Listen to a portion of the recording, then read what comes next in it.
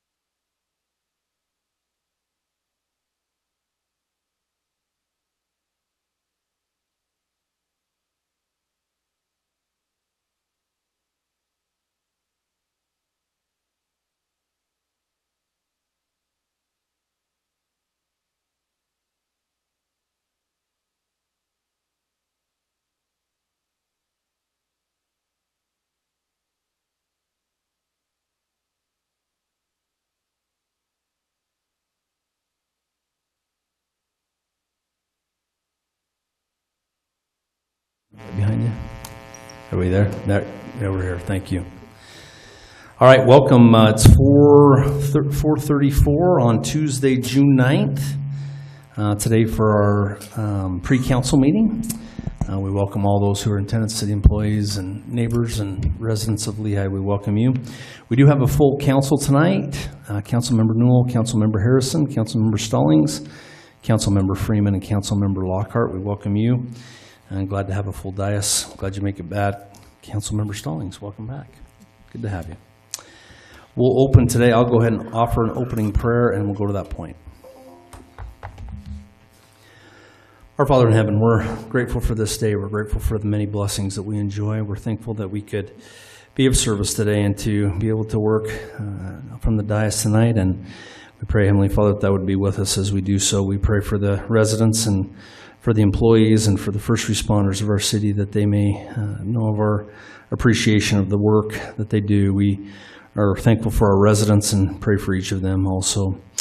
We pray for the land that's around us that's dry, that it may receive the moisture that it needs so that we can avoid those things that will be dangerous, and we might be able to live in a manner that would help us to prevent those accidents from happening. We ask you to be with us this evening as we work, that we might do so in a manner that would be pleasing unto thee. And these things we pray for in the name of Jesus Christ. Amen.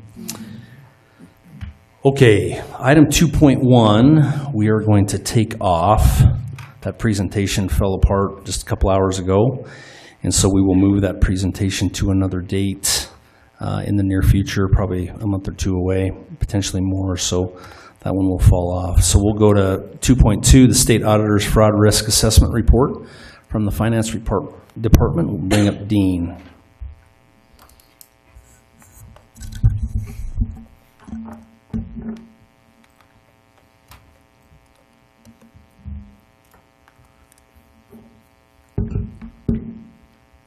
It worked. That's great. So this is just something we do every year for those of you who are new. The State Auditor's Office several years ago, I'm going to say 7 or 8 years ago. This is essentially just a self-assessment tool looking to see if we have good, if our controls are in place or things like that. And I'm not going to go through every line item unless you'd like me to. But essentially, it's just a self-assessment tool that we look at. Our our external auditor does verify some of these things, I think, every so often. But this is the first year I think we have all of the points for this. The first one has to do with separation of duties. In other words, do we have different people reconciling our bank account versus who writes checks, and is people who receive cash different than those who are making general ledger entries, things like that. And there's a separate checklist for that. But we've always met that. All of these we have policies related to procurement and credit cards and travel and cash receipting. Things like, do we have someone that works at the city that's a CPA and has an accounting degree? The one we've typically not got in the past was internal audit function, but now we have someone who's filling that role, and so we're starting to use him, so we did points for that. The one thing I should point out, number 5, I can't remember if I mentioned this or not. I think I might have, because Rachel was doing it. So there is a self-study video thing on the state auditor's website to look at that as elected officials you're supposed to do every 4 years. So if you haven't done that, please do it. And the link up there, maybe I'll I'll send out the link just so you have it. I think Heather and Michelle did it a couple of years ago. It's anyways, you're supposed to do that within 4 years of getting in office. So if you haven't done that, I'll ask you to do that, and maybe just send you a quick email reminder. But really, the reason I'm here doing it in person is because that's part of what we're supposed to do, is present it at an open meeting, at a council meeting. So do you have any questions on this? If not, we'll be done. We'll check this off our list, and I'll get it submitted. So, okay. No questions? Great, thanks, Dean. Thanks. Okay, item 3.1, discussion of mixed-use standards, the community development. I believe that's you, Kim. Yep. I'll just come up there. It might be easier to present.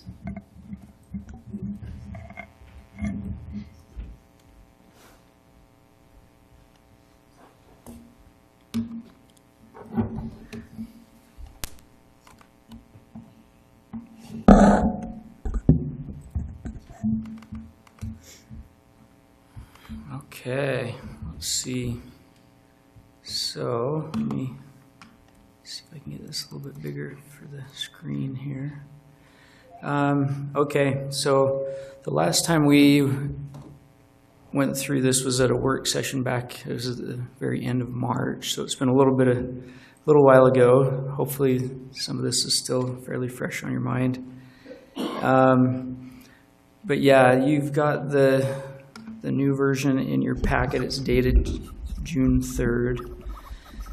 So I'll just kind of walk you through, and then you can let me know if you have input, if you like the direction it's going well enough that we can start it at DRC and run it through the process. Yeah, I've kind of reworked the main purpose paragraph.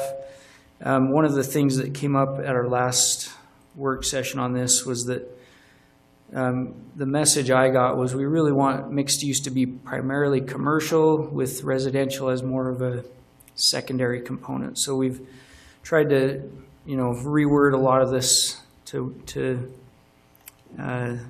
emphasize that change.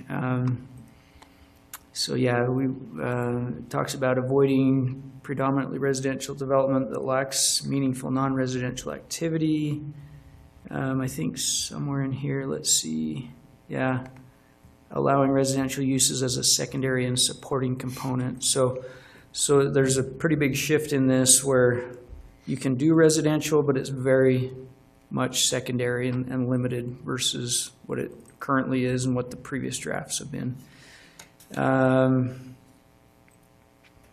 Let's see, so as we go through these different standards, it still allows, if somebody owns 1 or 2 or 3 different parcels or more, they can pool those together. That's what A is talking about. And then B this is where we would require some, if they have housing, at least 30% of that housing has to be designed for ownership, which would mean, townhomes or condominiums versus an apartment product.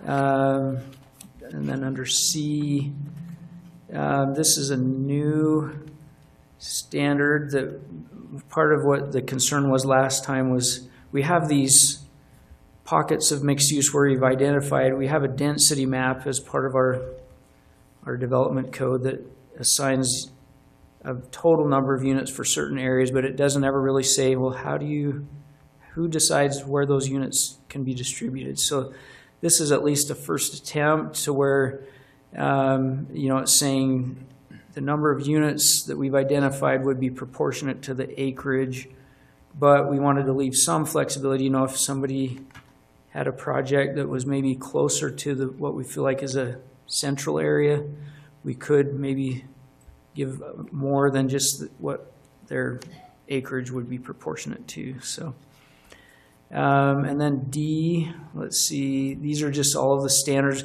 And let's see, so we would require, let's see, we've changed it to 50%, has to be retail. It used to be only 10%. So that, again, is that huge shift in, it's got to be primarily commercial in this zone.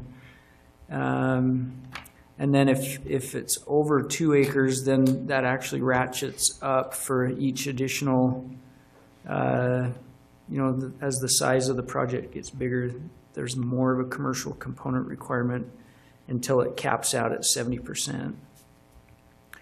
And by the way, I think the red is new since you've seen it last.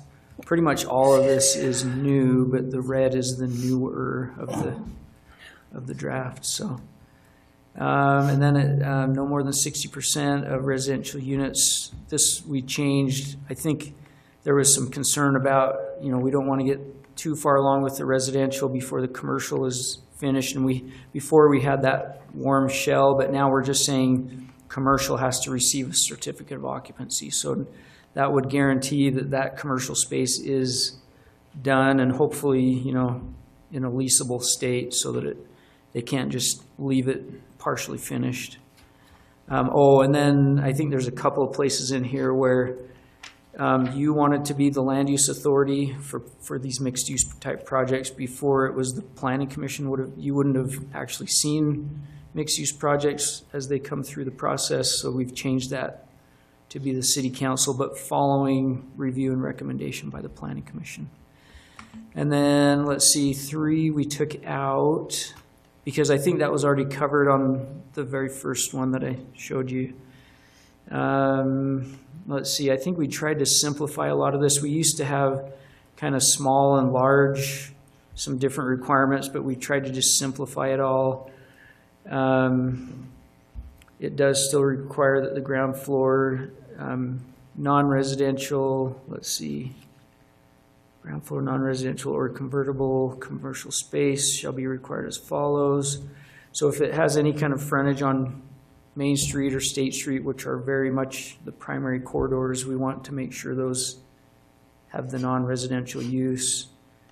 Or if it's within 300 feet of a transit stop, because those are kind of your hot spots, the core areas. Let's see, and then under the number 3, we added up to 30% of the total required non-residential finished interior gross floor area within the development. And instead of, let's see, can allow interim occupancy. So we still could allow where, if the retail isn't quite to where the market will support it, we could have them build it out as retail and use it for residential. And that was in there before. I think we just limited how much they could do of that. So that's the 30%. Again, just to keep it primarily commercial. And then I think the other stuff is existing that we've already been through. So anyways, we tried to capture all of the different input from that previous work session, and happy to take any more input that you might have.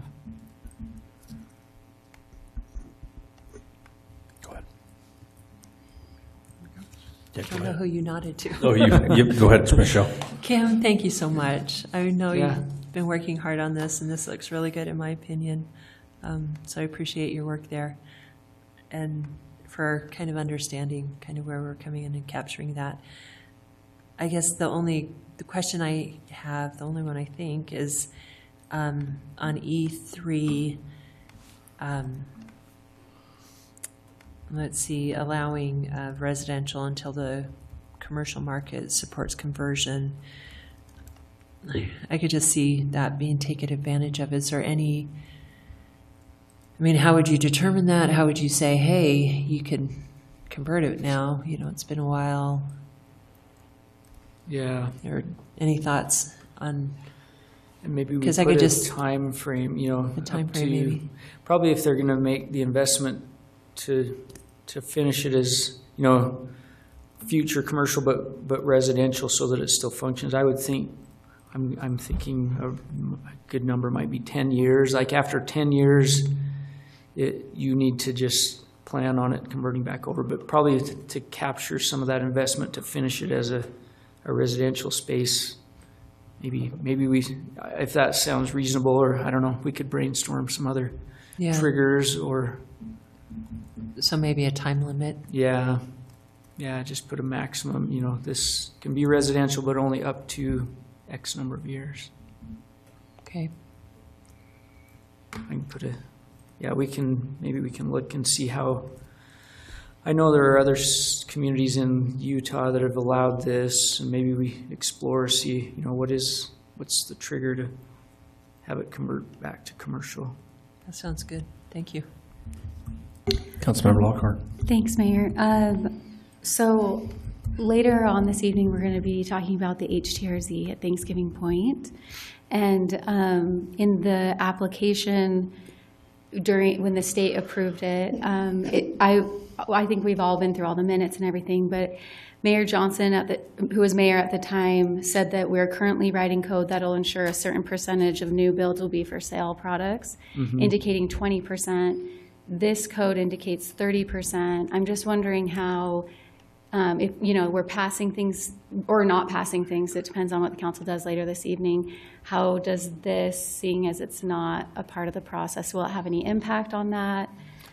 Yeah, I think those would be, you know, just like we have different standards in different zones, this would be our mixed use standard. And then we did codify in our TOD section, there's the 20%. So, okay. So anyways, yeah, just depending on which zone you're developing in, that different standard would apply. Okay.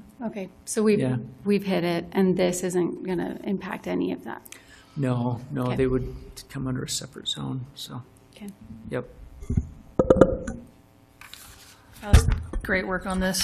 This Thanks. feels like mixed use, kind of how I think that residents and all of us would interpret it to be.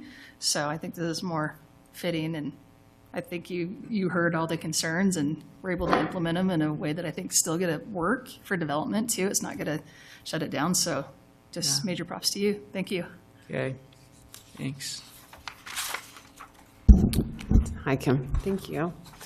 I was wondering, this is just applies to mixed use in the TODs, right? Because it's 38.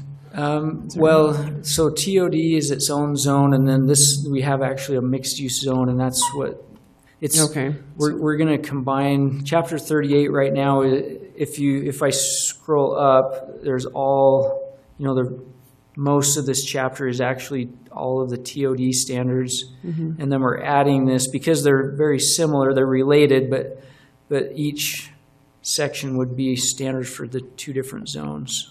Okay. So everything above this in this chapter 38 would apply to TOD, what is actually zoned TOD, and then this would apply to what's zoned mixed use. Okay. So I was just trying to figure that out because on E1 it talks about building frontages facing Main Street and State Street, and I noticed in the general plan that there's mixed use around other places. Like there's some on Master 92, there's some above 2100 North, Mill Pond, stuff like that. So that was the only, like, I love this. I thought this was so great, but that was the only sentence that kind of confused me because I thought, well, they're not all the mixed-use places aren't going to be facing state and main.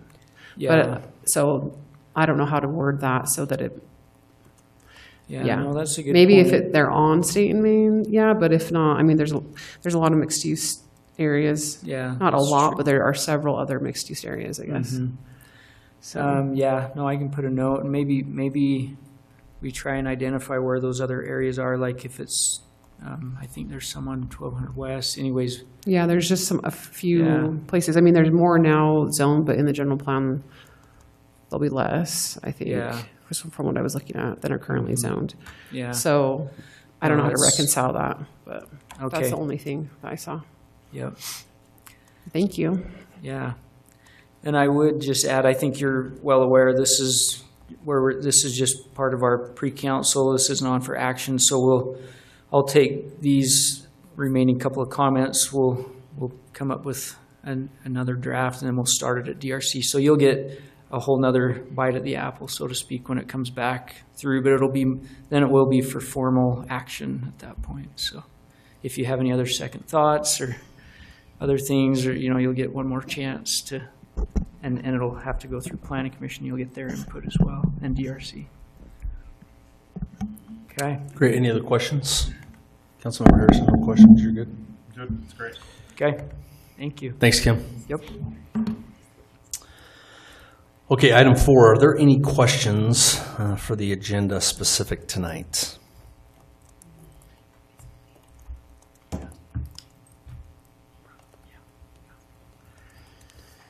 No? I mean, I have questions, but do we wait and ask them in the meeting too? Yeah. Just any questions if you had specific to how the agenda's written for this evening? I think it's great, although I would like to have the NICE healthcare renewal agreement moved from the consent agenda to the regular agenda. I'll be happy to take your motion when that comes up. Okay. Thanks. Any other questions? Great. Jason, any administrative report? Nothing at this time, Mayor. And mayor or council reports from committees or anything going on? Whoa, sorry about that. The mayor and I had the opportunity to go to Miss Teen Lehi, and it was awesome. And I just was really impressed by the production, and all the girls are amazing and did a phenomenal job. So it's great to be there and support Miss Teen Lehi. Just a thank you for speaking at our last unveiling, how Lehi got its name. And it was fun to see so many people there and our 4 generations of mayors there. That was kind of neat. So thank you for speaking. You did a great job, Mayor. Thank you. It was great. It was good to see that group. That's an interesting group to see, so it was great. Last night, the Kiwanis Club, what's it called that? I don't know if that's the correct name. Kiwanis Club of the Point of the Mountain. They had their charter celebration, so it was their basically first event, and they, it's a great organization to add to, that's coming to Lehi. It's a service organization, and it helps sponsor the key clubs at the high schools. And they are going to be hosting the Chuck Wagon Breakfast at the Lehi Roundup Rodeo Celebration, and it will benefit the Lehi High Key Club and as well as the Kiwanis Club putting them on. But it's a great organization, and I brought all of you information because they want you all to be aware and consider even the city, whatever the city's involvement can be. I also had both the committees that I'm a liaison to last week had their meetings. The Environmental Sustainability Committee, they talked a lot about, they're going to do a Waterwise Parade of Homes coming up at the end of August to, I think, showcase, I'm not sure, but it's anywhere 5 to 10 homes. And more information about that will be coming out. We're also looking for applicants for both the Environmental Sustainability Committee and the Parks, Trails, and Trees Committee. The Parks, Trails, and Trees Committee is moving forward, but looking for more members. And so, yeah, that's what I have to report. Oh, and they also had there was that event on Saturday that Lehigh City put on with Traverse Mountain Trails Association, but it was the Parks, Trails, and Trees Committee helping kind of facilitate some of that, is my understanding, so. Great, thank you. Any other reports? Okay, with that, we need to take a motion for a closed session. However, I know I have a resident here who wants to make a public comment. Do you want to wait till 7? That's 2 hours away. I might try to come back at another time. I have a very important meeting in the morning. Well, Medical problems. So I'm willing to give you your 3 minutes if you want to take it right now, so you don't have to, because I'll save you 2 hours. But if you'll, come on up. If you'll state your name, we'll give you 3 minutes. I appreciate you coming. You're just 2 hours, and I figure we'll give you that opportunity now if you'll take it. Russ McAdams or James McAdams. But I lived 22 years in one community back east, and my business and what I did was worked for a big company, environmental specialty maintenance company. We're in automobile plants, chemical plants, steel mills, communities, cleaning up sewers and televising. But we had big, heavy diesel trucks and water blasting diesels that we had to set up in communities to do special cleanups. And at times the police would come by and say, you can't, you're disturbing the neighborhood. We'd have to reset up clear behind a building or something. But anyway, the ordinances, I just heard we have an ordinance now for noise levels and all. And I know growing up with a motorcycle, you can take the baffles out, and man, it's nice to have a loud thing. But I live over 2300 in Pioneer. At nighttime, I can hear those cars and vehicles and off-the-road vehicles, even next door. But go all the way up to Eagle Mountain in Saratoga at night and in the early mornings. And then load limits on trucks. These big tandem trucks hauling rocks and soil in and out of, new areas and construction. But going down 2300, big tandems trucks going right through Main Street. When we have I-15, Redwood Road, we have 2100, we have Pioneer. They go right down 2300, all the way from 2100 through Thanksgiving Point, all the way out to 2100. Is there load limits ordinances or restrictions with these big trucks? I had a big old tandem truck come through about 9 o'clock a couple of weeks ago with a big, huge asphalt truck. I mean, we're in a nice, should be quiet neighborhood. Back east, we had a beautiful, quiet neighborhood. We never saw all this stuff coming through our residential area. It was nice and quiet.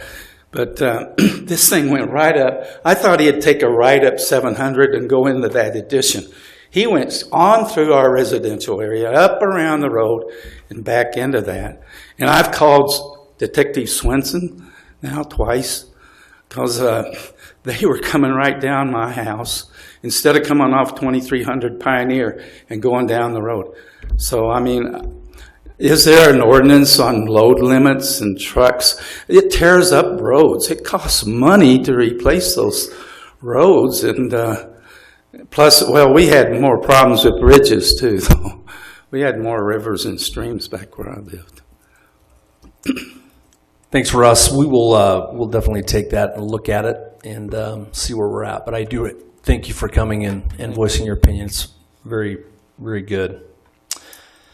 Okay, I will take a motion to go into closed session specifically for the character, competence, and physical or mental health of an individual. So moved. Second. So I have a first from Councilmember Freeman, a second from Councilmember Lockhart. All in favor say aye. Aye. Aye. I think that's unanimous, so we'll go ahead and go into closed session.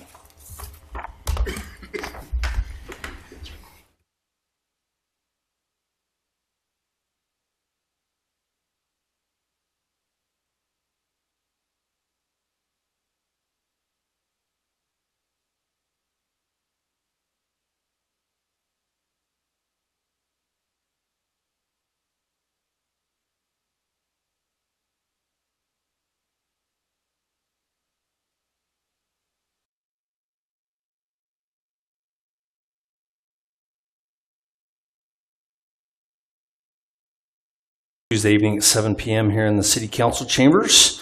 We have a full council with us tonight. Councilmember Newell, Councilmember Harrison, Councilmember Stallings, Councilmember Freeman, and Councilmember Lockhart. So we have a full council. We're grateful for that. We welcome all who are here with us tonight, and we appreciate that you would come to our meeting.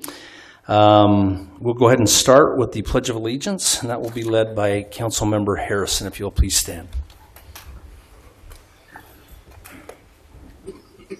I pledge allegiance to the flag of the United States of America and to the republic for which it stands, one nation, under God, indivisible, with liberty and justice for all. Thank you. Okay, our first item today, item 2.1, is the Lehi Roundup Rodeo Royalty Presentation. So come on up.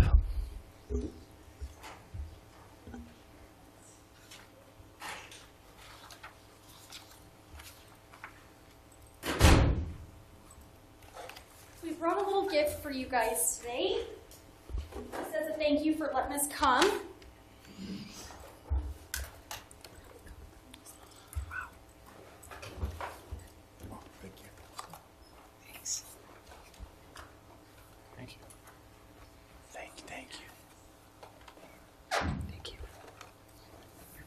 Thank you. Good afternoon, everybody. My name is Tara Hicken. I am your 2026 Lehi Roundup Rodeo Queen. Thank you for supporting us and supporting the rodeo, and we hope to see you sometime this week. I'm Jensen Hamilton. I am the first attendant. I'm Lydia Knapp, and I'm the second attendant, and again, I'm super excited for the rodeo in the next couple weeks, and I hope to see you all there. All right, and we just kind of want to talk a little bit about Lehi Week, and hopefully all of you guys can come as well. So Monday we have the concert in the park. It starts at 7 p.m. We will be there representing Lehi Roundup, so we're very excited for that. And Tuesday we have our family Western barbecue. We will also be serving food, so you guys will see us there as well. And Wednesday we kick off the rodeo. So starting at 9 a.m. we have our rodeo slack, which is just an overflow from the rodeo. And since Lehi Roundup tickets are sold out every night, families are welcome to come to the slack for free. So you guys can come watch. There'll still be the top cowboys and cowgirls competing. So that'll be a lot of fun. And then our rodeo starts that night at 7:45 p.m. And our Thursday night is the next night of the rodeo. It's also family night. And then before the rodeo is the stock parade starting at 6 p.m. And that will end at the rodeo grounds. Friday night is a miniature parade. We will be there with a vehicle provided. And then that night we'll also be doing autographs for especially little kids who are excited to get those. And then Saturday is our Tough Enough to Wear Pink night in support of breast cancer. And that's also our grand parade that will be in a truck throwing candy at everyone. So yeah. And the grand parade starts at 10 a.m. on Saturday morning, so that'll be before the rodeo starts. Then you guys will have a little bit of time, kick back and relax, and then you guys can head to the rodeo that night at 7:45 p.m. and make sure that you wear your pink outfits to support the breast cancer awareness. So that's Lehi Week. It's in a couple weeks, and we hope to see you all there. We're very excited. Thank you so much for letting us come here, and thank you, Mayor, for supporting us and supporting the rodeo. Thank you. We look forward to it. We hope everyone comes and enjoys the week.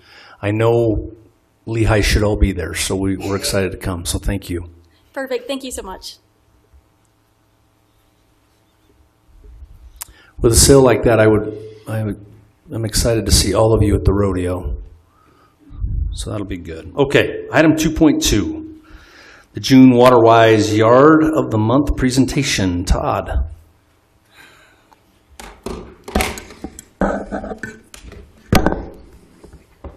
Well, thank you, Mayor, Council, for another segment of Waterwise Landscape of the Month. We don't have any gifts to bring to you, this, like our previous school. But let's see here. We have a beautiful landscape, though.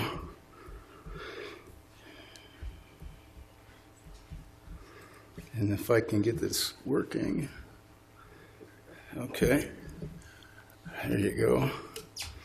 Let's get into presentation mode. Okay. There you go.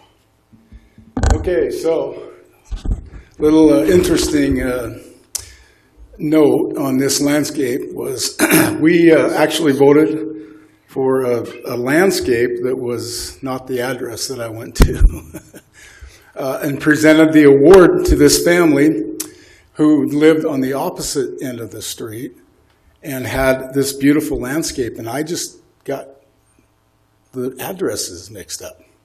And so I gave them the award. And it was a very valid award. They had put the landscape in themselves, and Susan Christensen was the one who takes care of it all the time. And she told me she put in every single plant herself.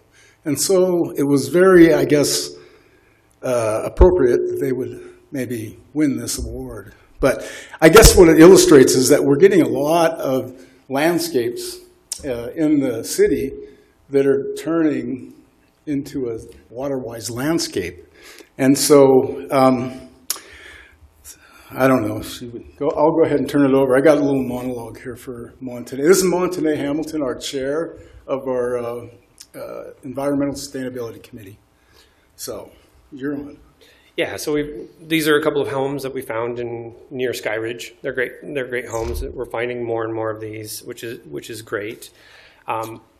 Thing that was confusing to them was I also shared a picture of my own to show them as of mid-June we hadn't watered our front landscape at all, and it was vibrant, flowering, looked great. So we really want to encourage people to move in this direction, and in that regard, over the next month, we're putting together a water-wise landscape parade of homes so that everybody can go and tour these and get hopefully inspired and do some fall projects and maybe take on their park strips in the future too.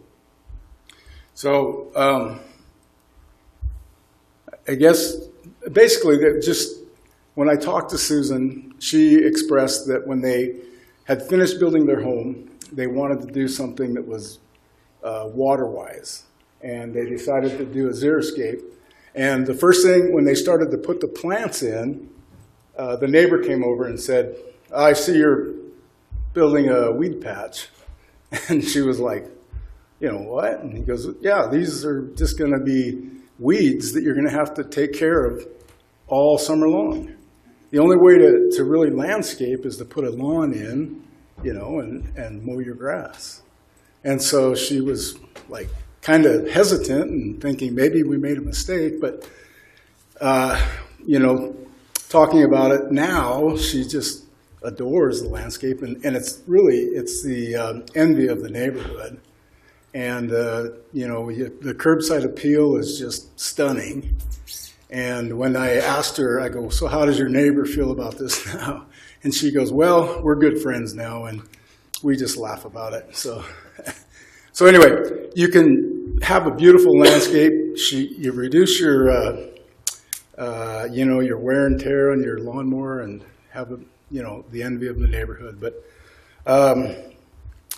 thank you. We appreciate it. The recipients are on their way home from St. George. They weren't able to make it in time for the council meeting, so they send their apologies. And I told them that I would let you know that they were grateful for it and everything. So awesome. Thank you. Any questions? Or we're going to be here again next month. So thanks.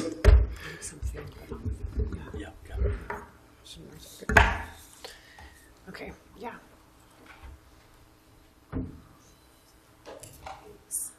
I guess I could go up there. Should I go up there? Here, I'll just stay here. I just wanted to have the people come up who participated in an intensive workshop last week. There were teams from 8 communities: Alpine, Eagle Mountain, Highland, Lehi, Provo, Saratoga Springs, Spanish Fork, and Springville. And I'm going to call them graduates, our team graduates who did that. The team who was there included Cameron Boyle, the Assistant City Administrator, Dave Norman, Public Works Director, if you want to come up, Kim Struthers, Community Development Director, Todd Munger, Environmental Sustainability, Director Matt Dalton, Pressurized Irrigation Operations Supervisor Trent Dyer, Parks Planning Manager, and Mike Overson, Parks Irrigation Supervisor. And over the course of 2 days, this team listened to professionals from Utah State, Utah Division of Water Resources, Central Utah Water Conservancy District, and the Lincoln Institute of Land Policy. Here, Kim, can I give this to you? Got this certificate. And there was an intensive workshop where there was a facilitator, and I myself was included there. We were led through a series of work sessions to develop a concept action plan to become water smart in our land use and water planning. I think it's especially timely this year with the drought that we're experiencing, and it was, we'll continue to meet regularly to refine our plan and engage the City Council and other staff and to accomplish goals and objectives. But I learned a lot, and I was really impressed with all these professionals who devoted and sacrificed of their time. And away from here, it was in another city, and yeah, it was overnight, a couple nights. So thank you so much for those of you who were able to be there. And anything you want to say? Not really. It was really great. It was a great intensive few days, and I think we learned a lot and have a lot to bring back to continue working on with the city. So, and kudos to you as well for joining us. Yeah, that was thank you. Really good experience. Not your typical workshop. We've got it dug in and created. It was very intensive. I thought. We got a lot of work to do. Yes. Right? I mean, this is just the start. So yeah, I guess that's the big takeaway. Okay, I'll retake. Okay.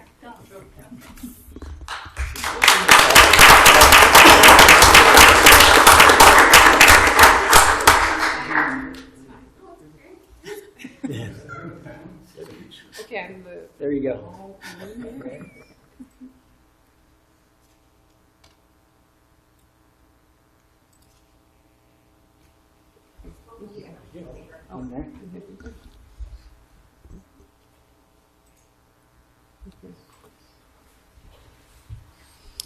Thank you. That is a phenomenal team, so thank you.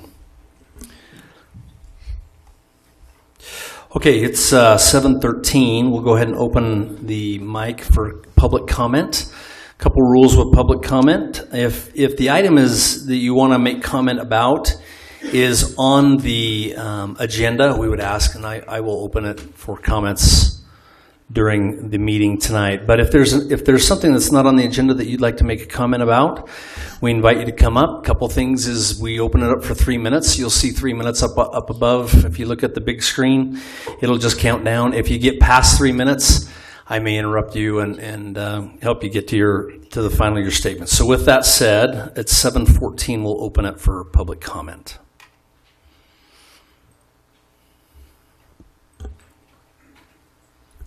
Last rule, you have to state your name. Okay. My name is Jared Franklin. Scott Murph. We live over on 900 North and Charlotte Street. I'm calling to ask that we look at some changes on the 900 North, 300 West intersection by Bandwagon Park. I'm sorry if I'm a little emotional. I'll try not to, but on Saturday, my 11-year-old son was involved in an accident on his bike involving a car. Luckily, he is okay and just broke a collarbone.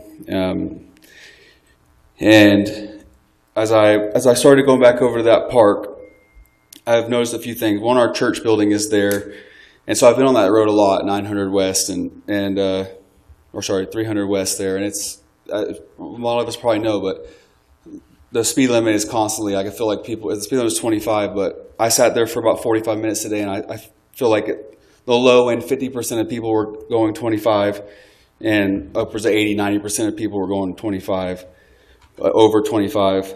And my son was very lucky that he actually T-boned the car. And I went over there, when I went over there Saturday to pick up the bike, it was a busy Saturday at the park, and there was cars all up and down that parked along 300 West there for parties. And I have a lot of pictures, but even just with my single truck there today, it's a complete blind spot looking west there. And the reports, we were lucky that the car was going, the police report said the car was only going 28. And we've actually spoken with the lady, the victim, the other person that, my son also hit. It was traumatic for her as well. And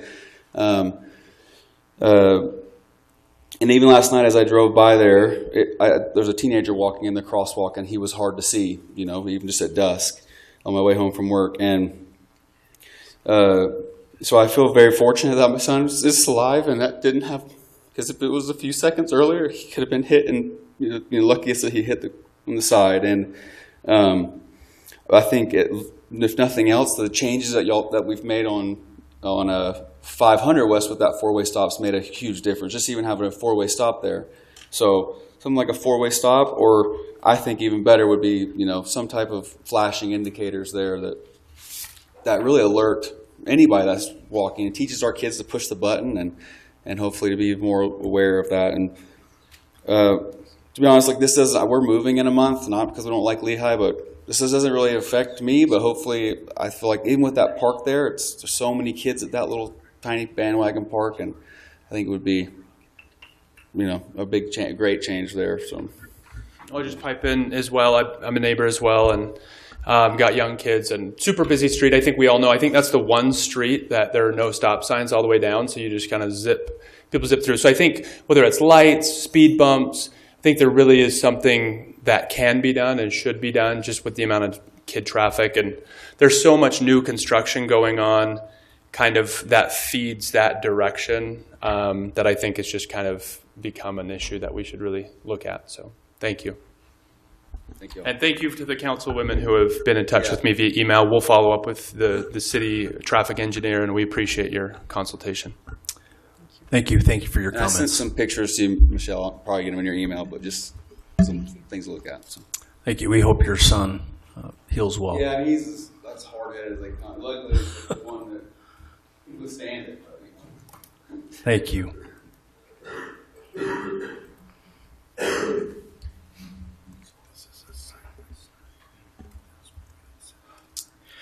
Good evening, members of the council. Thank you for your time tonight, and I echo their thanks for the responses that I've gotten also in my communication. My name is Kirk Wright. I'm here on behalf of my neighbors regarding the letter I recently sent to each one of you around traffic issues that we're facing. And just real quick, if my neighbors would stand up, I know a few might speak, but not all of them. I think we have just under half of all of the houses that are affected by this issue. So our neighborhood's dealing with an overflow of vehicles that's overwhelmed our narrow residential streets. It's no longer just an inconvenience. It's become a genuine safety hazard. Excuse me. Delivery drivers, visitors, and residents alike were struggling to navigate the streets as they're now being lined on both sides by parking from the neighborhood, from the businesses that border our neighborhood. So I want to point out the description directly from the Lehi City Development Code website that explicitly states, quote, "The Development Code contains standards, provisions, and requirements intended to protect the health, safety, and welfare of the citizens of Lehi by ensuring that neighbors and adjacent properties are protected from the potential negative impacts in the development and the use of the land." I thought that was so well written. It's so good what we have there. But right now, our neighborhood and our adjacent properties are not being protected from these negative impacts. We do love our community, but the current situation is unsustainable and compromises the very safety and welfare that the code is meant to guarantee. So first and foremost, we're asking that the city strictly enforce the development and parking codes that we already have on the books. Enforcing the codes as written would resolve the issue immediately, aligning the positive intent of neighborhood commercial businesses with the preservation of the bordering very low-density housing. However, if we're unable or unwilling to enforce these existing codes to resolve the issue, then we're officially requesting that the city establish a neighborhood permit-only parking zone within our neighborhood. To show how this is deeply impacting the community, I have a petition signed by every single one of our neighbors who is affected and is asking for this relief. We'd love to work collaboratively with you to fix this before a major safety incident occurs. We really appreciate your time, attention, the leadership on this, and thank you. Can I leave this with the recorder? Yeah, Mr. Wright, also, can you, you can leave that with the recorder and then come back, would you give me the address of an address of where you're talking about? This is where the strip mall area is, on the corner of 3200 North and 1200 West. And we live right behind that, directly to the southeast of that intersection. Okay, thank you. Yeah, thank you.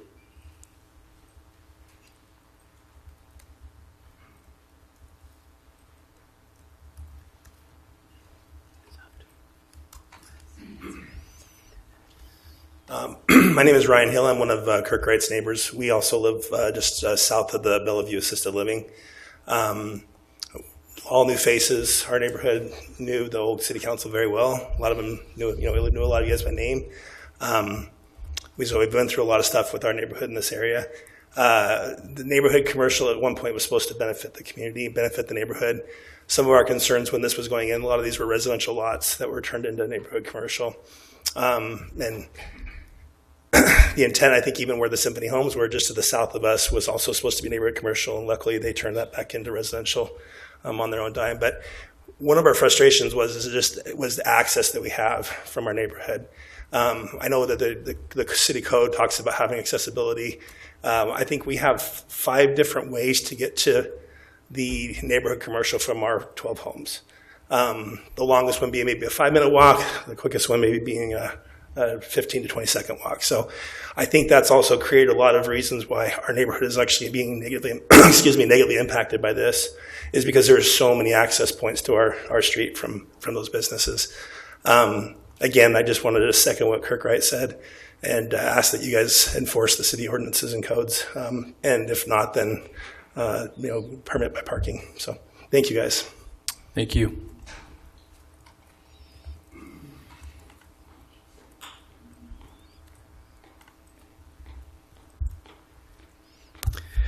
I'm Tyler Anderson. I'm also one of the neighbors in that area, and just wanted to add a couple extra details. I'll try not to repeat the same things. I'm in agreement with everything else that's already been said. Especially the Fabian house there is where the majority of the parking comes from. They have 7,000 square feet, which per city code requires them to have 1 stall per 300 square feet, which would require 24 spots. They have 15 parking stalls, so I'm not sure why they were able to get a business license that didn't meet code. But beyond that, last week I counted 39 cars parked in our small residential area that were non-residential, and on my way to work, I drove past their building, and they were using 1 of their 15 parking spots. So they're intentionally choosing to use our spots over theirs, and whether that helps their business with the drop-off or different things, I don't know, the logistics, but that seems like that directly, doesn't go with the code that they had to have these required spots. They should be using them if they have them. So for that reason, I would, recommend that we do have the residential, either that we resolve this with enforcing that requirement, or that we have residential parking like all the other schools in Lehi have, and lots of other cities. The other morning I left at 7:30, must have been the same to take my son to the Legacy Center, and it must have been the same time that they were all coming. It was like event parking, just everyone just parking all at the same time. I've had multiple reports just within the last week or so of people parked the wrong direction, 3 different fire hydrants they were parked in front of, as well as 2 people I know of specifically within the last week where they just, after work or coming to park, just flipped a U-turn without even looking and almost hit the neighbors. And there's no space for anything. If a friend wants to come over, a delivery, if we need to have something repaired, there's just nowhere for them to park because our entire street is full of cars. And so so I agree that it is definitely a safety hazard. There's lots of kids that play in that, and it's easy for them to just step out in front of a car and you wouldn't see them. And, as neighbors, we kind of know what to expect, but as these other people for the school, it doesn't seem like they're paying as close of attention. So thanks for your time. Thank you.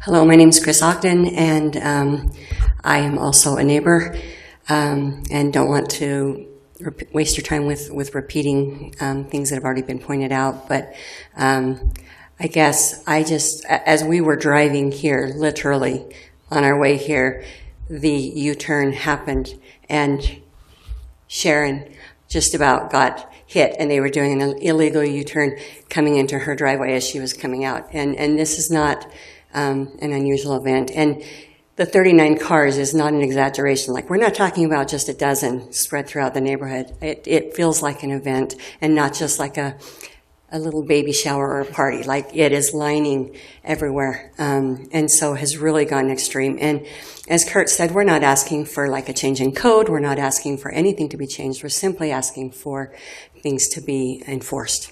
So we hope that you can consider that, and thank you very much. Thank you.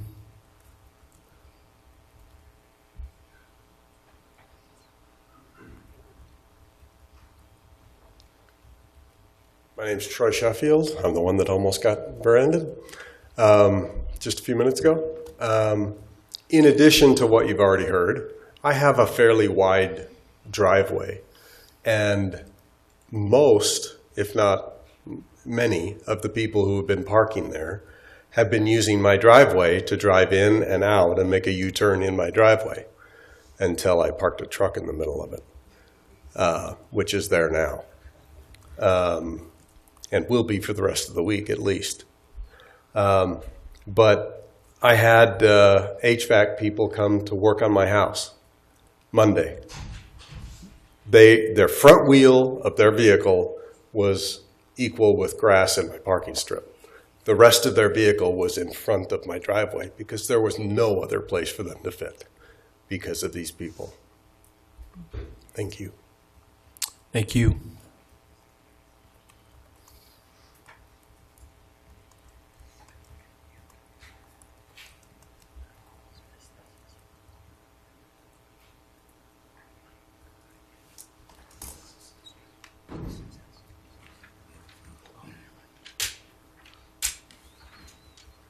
I'll just, my name's Chad Ogden. I'll just add one additional thing. While the strip malls have been put in there, I mean, there's been a lot of construction workers and stuff that have been parking along our, and we understand that. Temporary things, we're not complaining, but this seems to be like this is going to be forever.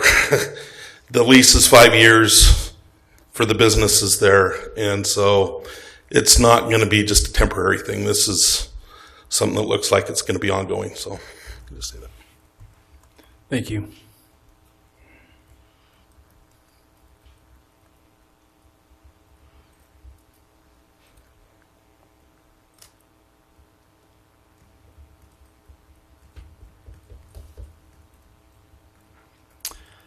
Okay, if there's no other comments, we will close the public comment at 7:30 and bring it back to the dais. With that, we'll go to item number 4, the consent agenda. Any questions on the consent agenda? Mr. Mayor, may I? Yep. I have a question about 4.3. Can you explain that again? Brad, I think you were talking about that last night. Yeah, I'd be happy to. So back in 2022, an agreement came through the council for the relocation of fiber appurtenances. This is between the hospital and the UTA right-of-way. These are fiber lines that need to be relocated so that we can construct what we refer to as the hospital loop road that runs along the east side of the sanctuary and ties into Triumph Boulevard. In 22 that was approved, but we were not able to construct or have those fiber lines relocated because of some property issues related to UTA. We've since resolved those property issues, and we sought to get an updated bid from AT&T to do those relocations, and this is that contract for us to continue with those relocations. Thanks. And Mr. Mayor, I would like to request that item 4.5 be on the regular agenda. So you'd like to make a motion to remove 4.5 for its own item? Yes, I would move to remove that to the regular agenda. So I have a motion from Councilmember Freeman to move 4.5 to its separate. Do I have a second? I'll second that. I have a second from Councilmember Lockhart. Any questions on that? Councilmember Newell, we'll start with you. Yes. Councilmember Harrison? Yes. Councilmember Stallings? Yes. Councilmember Freeman? Yes. Councilmember Lockhart? Yes. So we'll go back to the consent agenda minus 4.5. Any questions on the consent agenda?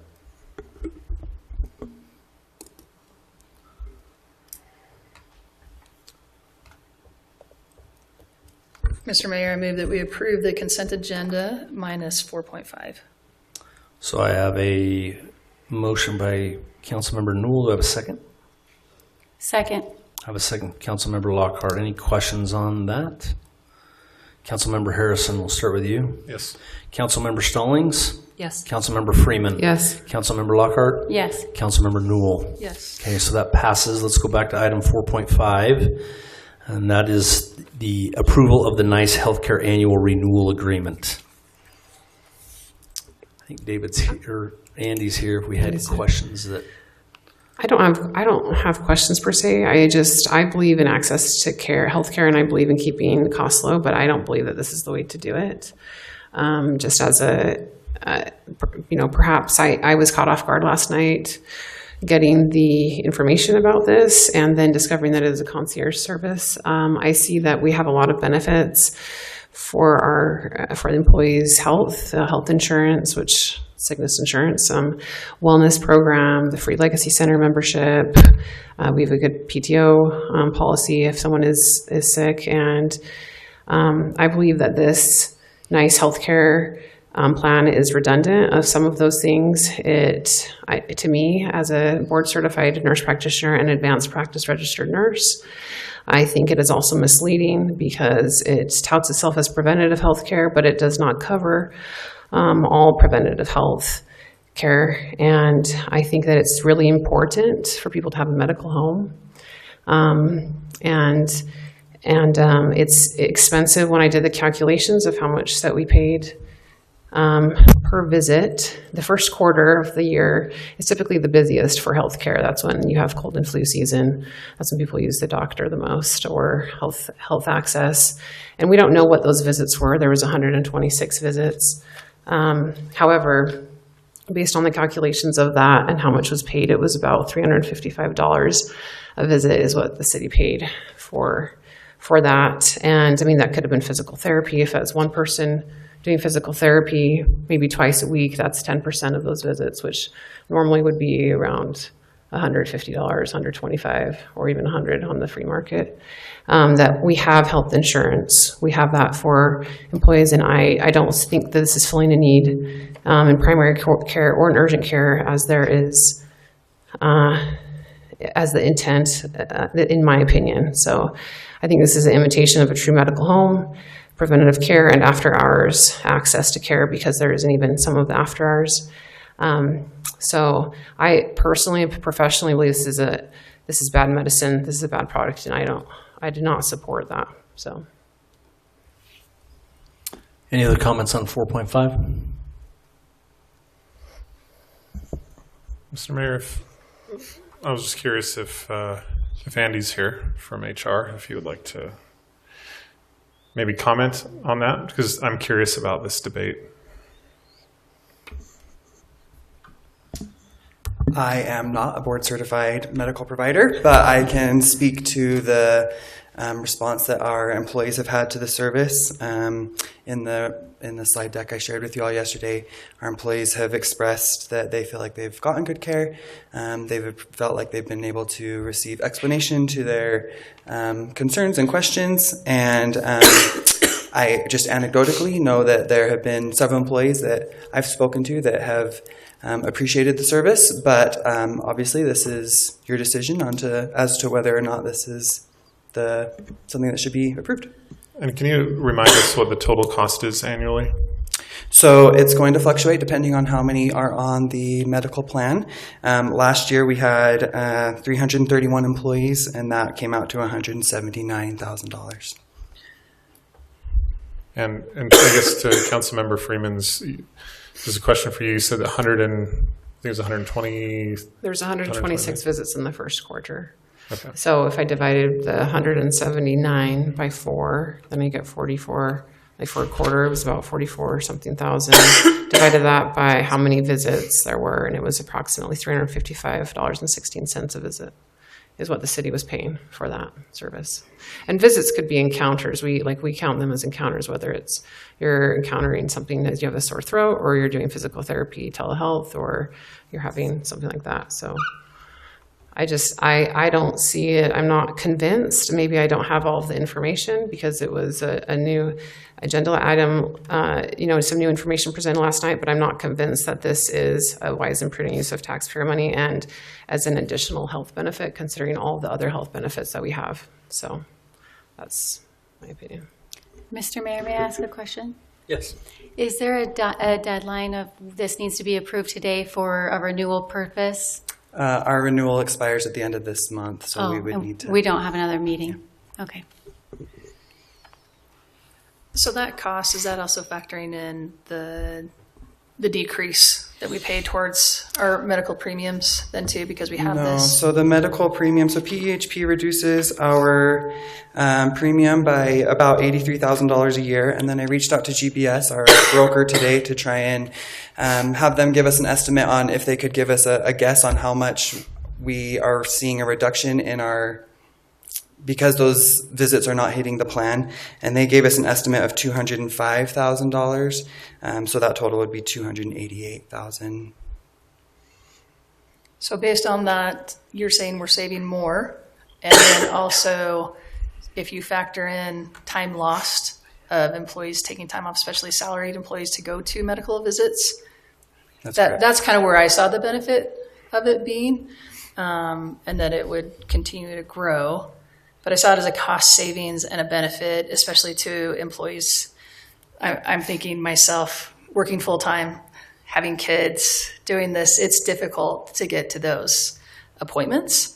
So that's where I think there is a true benefit, but also I don't know that the calculations are correct. If we're saying $355 per visit, it's not factoring in all these other numbers with it. So I guess that's where it's hard too to quantify exactly where the full benefit is.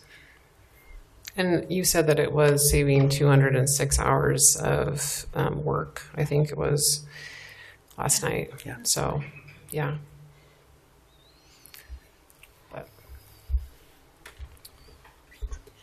Yeah, hi. Do our employees have access to telemed with their regular insurance, or was there, if I understand it right, there was an option just to do that? And PEHP does offer a telemed option. It's not as expansive as this Nice Healthcare. They don't offer the physical therapy, the prescriptions. They don't offer mental health counseling. It's just a telemed service. Okay, so the current insurance, aside from this, doesn't offer mental health? Not as a telemed option. Yeah. This is concierge. This is a concierge service, so this is different than telehealth. I just want to make that differentiation. Last night, that's something that came up. This is not telehealth. This is concierge. They offer medicine. several different things, right? But the city's opted for the concierge level, not just the telehealth of the Nice. I guess I'm not sure what you mean by that. So in the contract, there was 2 options. And the only option that we were presented to the city council was the concierge service. That's what the city had, that's what HR department had chosen, but there was a telehealth option. Oh. I see what you mean. I thought, sorry, the direct primary care, so it's these different 4 options, the primary care, the mental health counseling, the prescriptions, and the physical therapy is what the package includes with Nice Healthcare. And I just want to point out that, again, it's not a substitute. It says it's not an insurance. Like it says that, right? It's not insurance. Right. It's just a service where the city pays a fee per employee per month. Right.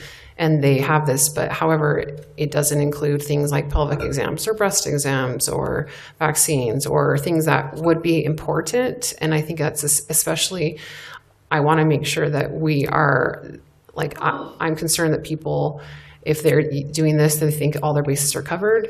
But we're looking at things like preventative care, like colonoscopies or things like that are not. And then this is, I just think that it's being misrepresented. I don't think it's a good model. It's not you. I'm saying that as No, nice. I don't disagree. I don't think anyone has tried to say that this is going to cover all of your medical needs. This is just an option there for convenience for those things that they do provide. And Andy, you said around 350 employees have opted into it? 331 was what was on it last year. Do you know of how many of those 331 have used it within a year? I have the last quarter's usage, and our utilization was just over 13% for that quarter. So I don't know, I don't know who used it in quarter 2 versus quarter 1. I don't have that. Okay, so 13% of the employees used it in that quarter. Yes. I imagine a lot of those is that 13% different individuals, or is it like 13% of those 330? Right. Okay. Yeah, 13% of the 330. Right. If we don't approve it tonight and maybe table it, because there's some good points that have been brought up, and I think I would like to understand a bit better. If the contract lapse, can we still, in a month or two, whatever, enter into that contract again? I don't know. I don't know the answer to that. Excuse me. Any other questions? Sorry, Andy, can you just say the contract period? Was this a 2-year contract? It's a 2-year contract. We did negotiate a 60-day walkaway period if for whatever reason in this, like after year 1, if we don't want to renew, we have to provide 60 days notice, and we can terminate that in between, if that makes sense. So we could do it for a year and walk away? If we provided 60 days notice. But a minimums, okay. Yeah. And it's already been done for 2 years, right? We've been doing it for 4 years, I think. I think this is our 4th year. Okay.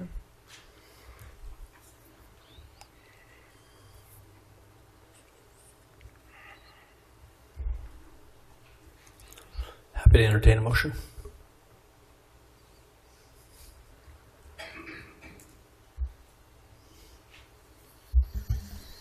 Well, I would move to, Mr. Mayor, I would move to deny the approval of 4.5 Nice Healthcare Annual Renewal Agreement. Do I have a second?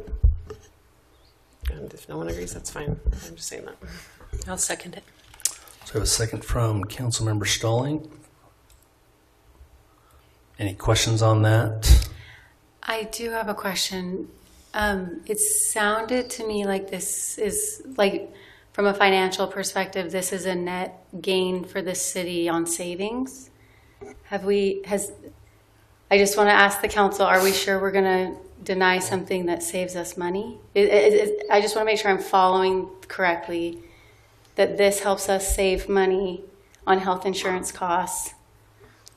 Well, I would be much more comfortable tabling until we maybe had a deeper dive. I don't, I just want to make sure we aren't walking away from some savings. I mean, it is said that they'll pay $83,000 more on the PHP, so the city might pay more, but I guarantee that this will cost us $179,000. So I have a motion and a second. With that, if there's no other questions for the motion, let's go ahead and take a vote. Councilmember Stallings, we'll start with you. You seconded I did. A so we can denial. vote She on can it second it to then. move it along, though. So she can. So we'll start with you. Yes, I would really like more information on this, but I'll vote no on it for now. Councilmember Free. Excuse me. Oh, I vote yes to the motion. correct. correct. Okay. Councilmember Freeman? I vote yes. Councilmember Lockhart? I vote no. I would prefer this to be a motion to table. I'm not quite sure on the savings aspect, and I want to make sure we don't leave money on the table for the city. Councilmember Newell? No. Councilmember Harrison? Also a no for the same reasons that Councilmember Lockhart stated. So with that does not pass. Now I look at legal. Now what do I do, Ryan? Ask for another motion. Oh, it's time for another motion. I'll make a motion to Can I table. ask a question? Yeah, go ahead. I understood from Andy that we can't table it, that he needs to know, but can I just have some clarification? Did he leave? Oh, no, you're right there. I'm like, man, smart man, get out of the room. That's my worry, that we don't have another meeting before this is due. What happens if we table it, and or is it kind of up in the air if we're able to start the contract again in July? My understanding is our contract with them ends at the end of June, and this renewal would kick in July. And so if we don't have a meeting before July, we are, yeah, that's my understanding. Okay. Go ahead. I was just going to say, so obviously this company wouldn't say no to a contract even if it was delayed. So I think my recommendation would be to ask if they could provide a 30-day extension. If not, and we come back and we say, okay, it makes sense to do this contract, it might just have a couple week lapse before we meet again in mid-July, if that makes sense. Sure. Or could we table it and you come back to us, and if we need to call a special meeting to get in, just to pass this one, if there's any kind of concern? I would prefer a special meeting, like a meeting to pass this. Like if we can do this in July, great. But if you have any concerns, then we can, if we have to come in to make. What if we split the baby and Yeah, how do we ask do the that? question if they would be willing to give us an extension, and if not, then we have a special meeting. But if they are, then we can do it in July. Yeah, Kinda that's what. satisfy both. That's what I'm saying. Okay, Yeah, okay. Exactly. Yeah. Is there an issue with this matching the fiscal years and the budget requirements? Or, right, just because we've allocated budgeted money for this doesn't, if we don't spend it for 30 days, like we would still get 11 months of that contract, right? I just want to make sure we're not misaligning our contract with the fiscal years. Well, there's also a concern that if this is saving us money, that we haven't budgeted money to cover not having it. Yeah, that's why I'm worried about the budget. There's an insurance broker involved as well. Yeah. I guess I'd have to have finance speak to the finance aspect of that, yeah. What? Yeah, there's a lot of unknowns, and we would have to get input from the company. Have the broker, probably. Yeah, so if we were to table it, we could make phone calls tomorrow, and then we could let you know if we needed to have a special meeting or not. But I think a lot of these questions, there's just no way for us to know without speaking to them. Okay. But at the very least, if we did table it, like I said, we could always say, hey, we absolutely have to make a decision on this right away. We could schedule another meeting. Okay. I just want to think, what is the worst if you don't approve it? I mean, what is the gap?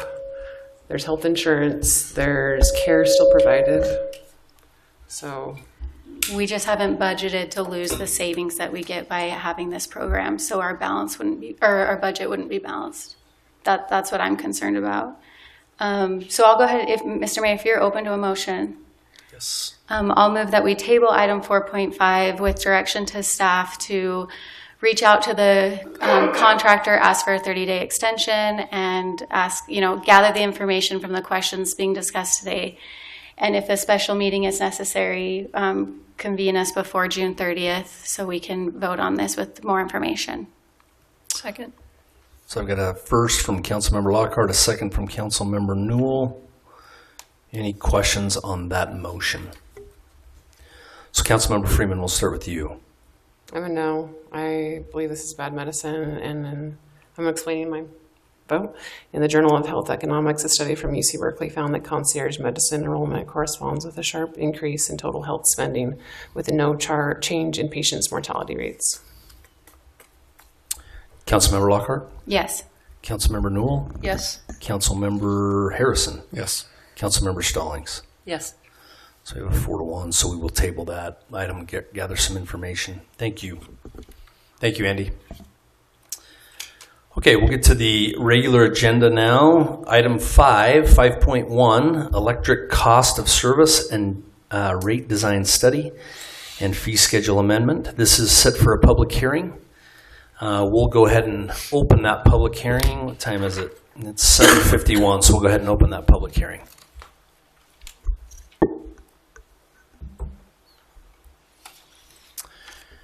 No one's here to speak. We'll go ahead and close that public hearing at 7:51, and then we'll go to item B, consideration of resolution 2026-40, adopting the electrical cost of service and rate design study and amending the Lehi City consolidated fee schedule for power rates. Any comments on this or questions? We do have Joel here who's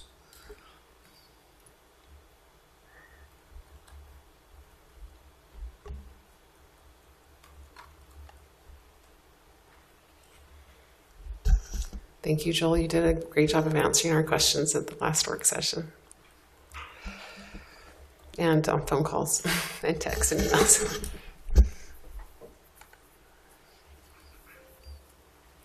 If there's no questions, I'm happy to entertain a motion.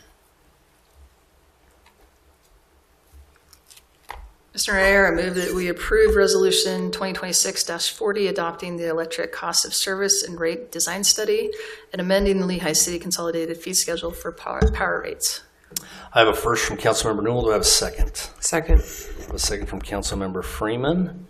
Any questions on that motion? With that, then we'll start with you, Councilmember Lockhart.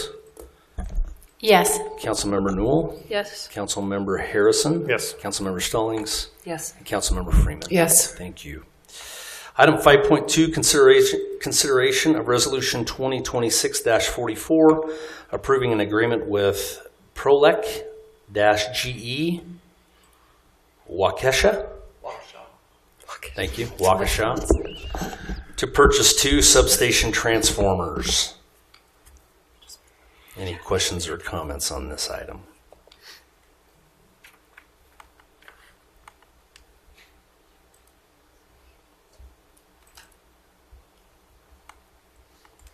Joel, can you just explain what this is for the general people that are here? Sure, I'll be brief, and then we can go into more questions if you have them. We're just planning ahead. These transformers take a long time to get here. These will get here in October of 2029. We've looked and studied our load growth, and we're forecasting we'll need these either at the Carter substation to replace the smaller transformers, or we'll need them to build the Cold Springs substation as planned.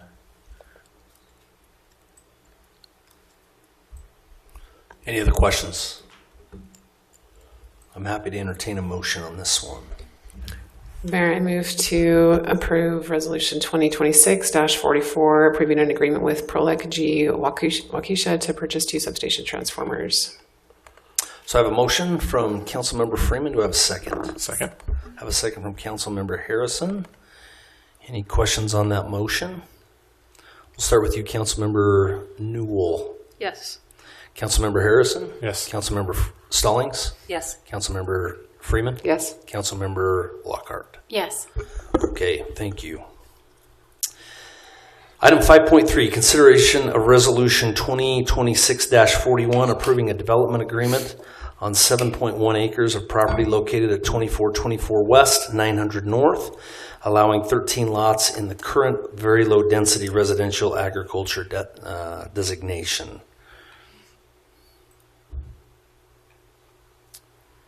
Is there anyone here to comment on this one?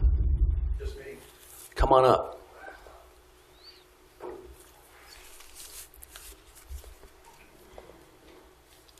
Hi, I'm Terry Bishop. I'm the petitioner in this case. Nice to see you all again.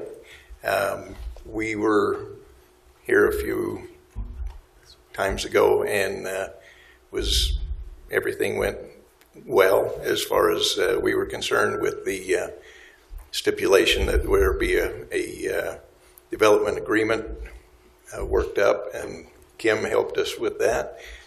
We've come up with that and proposed that this be moved ahead as we've fulfilled all requirements so far.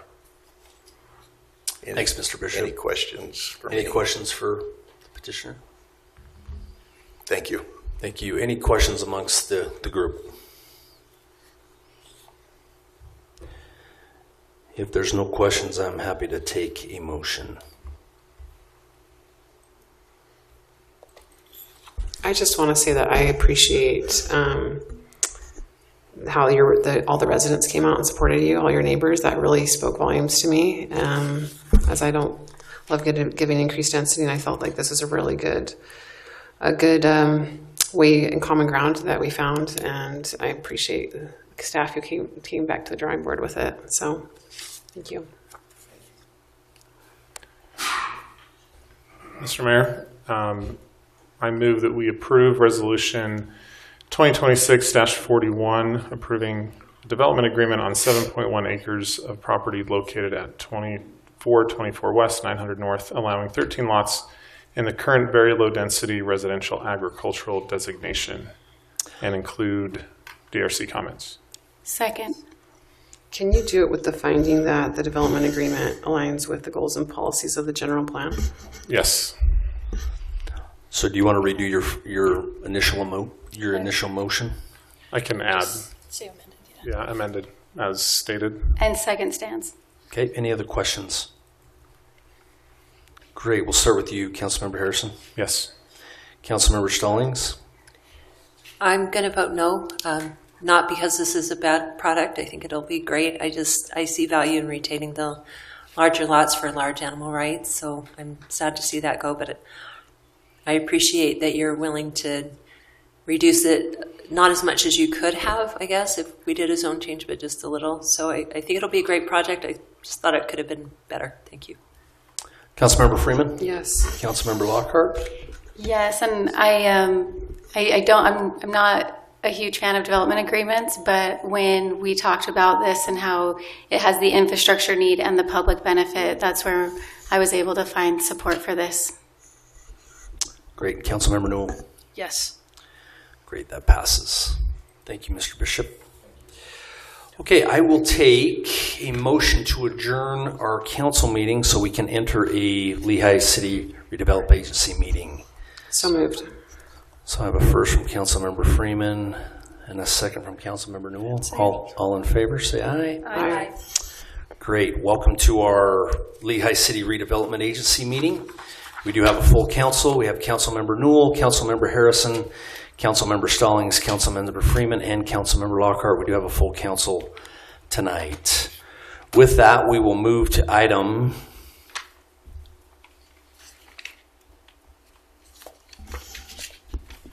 that's the one. Item 5.5. Consideration of Resolution 2026-43 approving an interlocal agreement between the Lehi City Redevelopment Agency. Sorry, Mayor, you don't have the RDA agenda. Oh, I don't have that form. That's my That's what I was looking for. Thank you.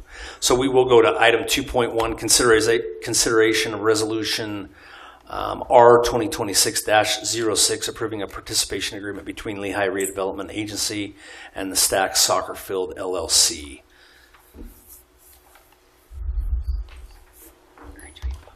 So we'll bring you up. Before you come up, is there anyone here in the public that is here to speak to this item? Okay, come on up.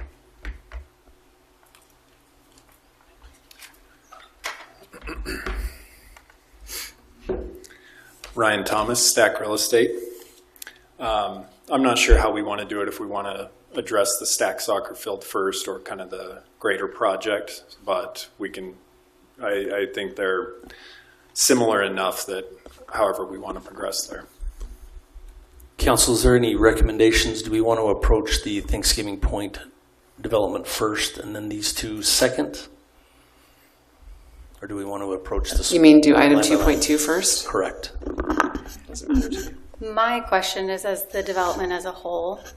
So wherever you would like me to ask a question like that, I think we're probably fair to answer any questions at this point in time. So I think why don't we go that way, and then we'll take them one by one as we approve and vote. Perfect. Then I'll tee it up. Mayor, members of the council, I will keep this short.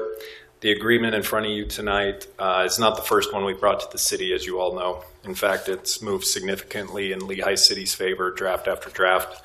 And I'll be honest with you, it may not be a perfect agreement in Lehi City's eyes. It's not a perfect agreement in our eyes either, but that's what makes a real agreement. Both sides giving up something they wanted to land on something they can each live with. As you know, we've spent years on this collectively. We've spent 6 months with this council working through this together. We've gone over the concerns line by line, one at a time here. And we're not here tonight to reopen any of it or to renegotiate anything. Respectfully, we're here to just ask for your vote. Because the constraints we've accepted in this agreement are as far as we can go to still build this.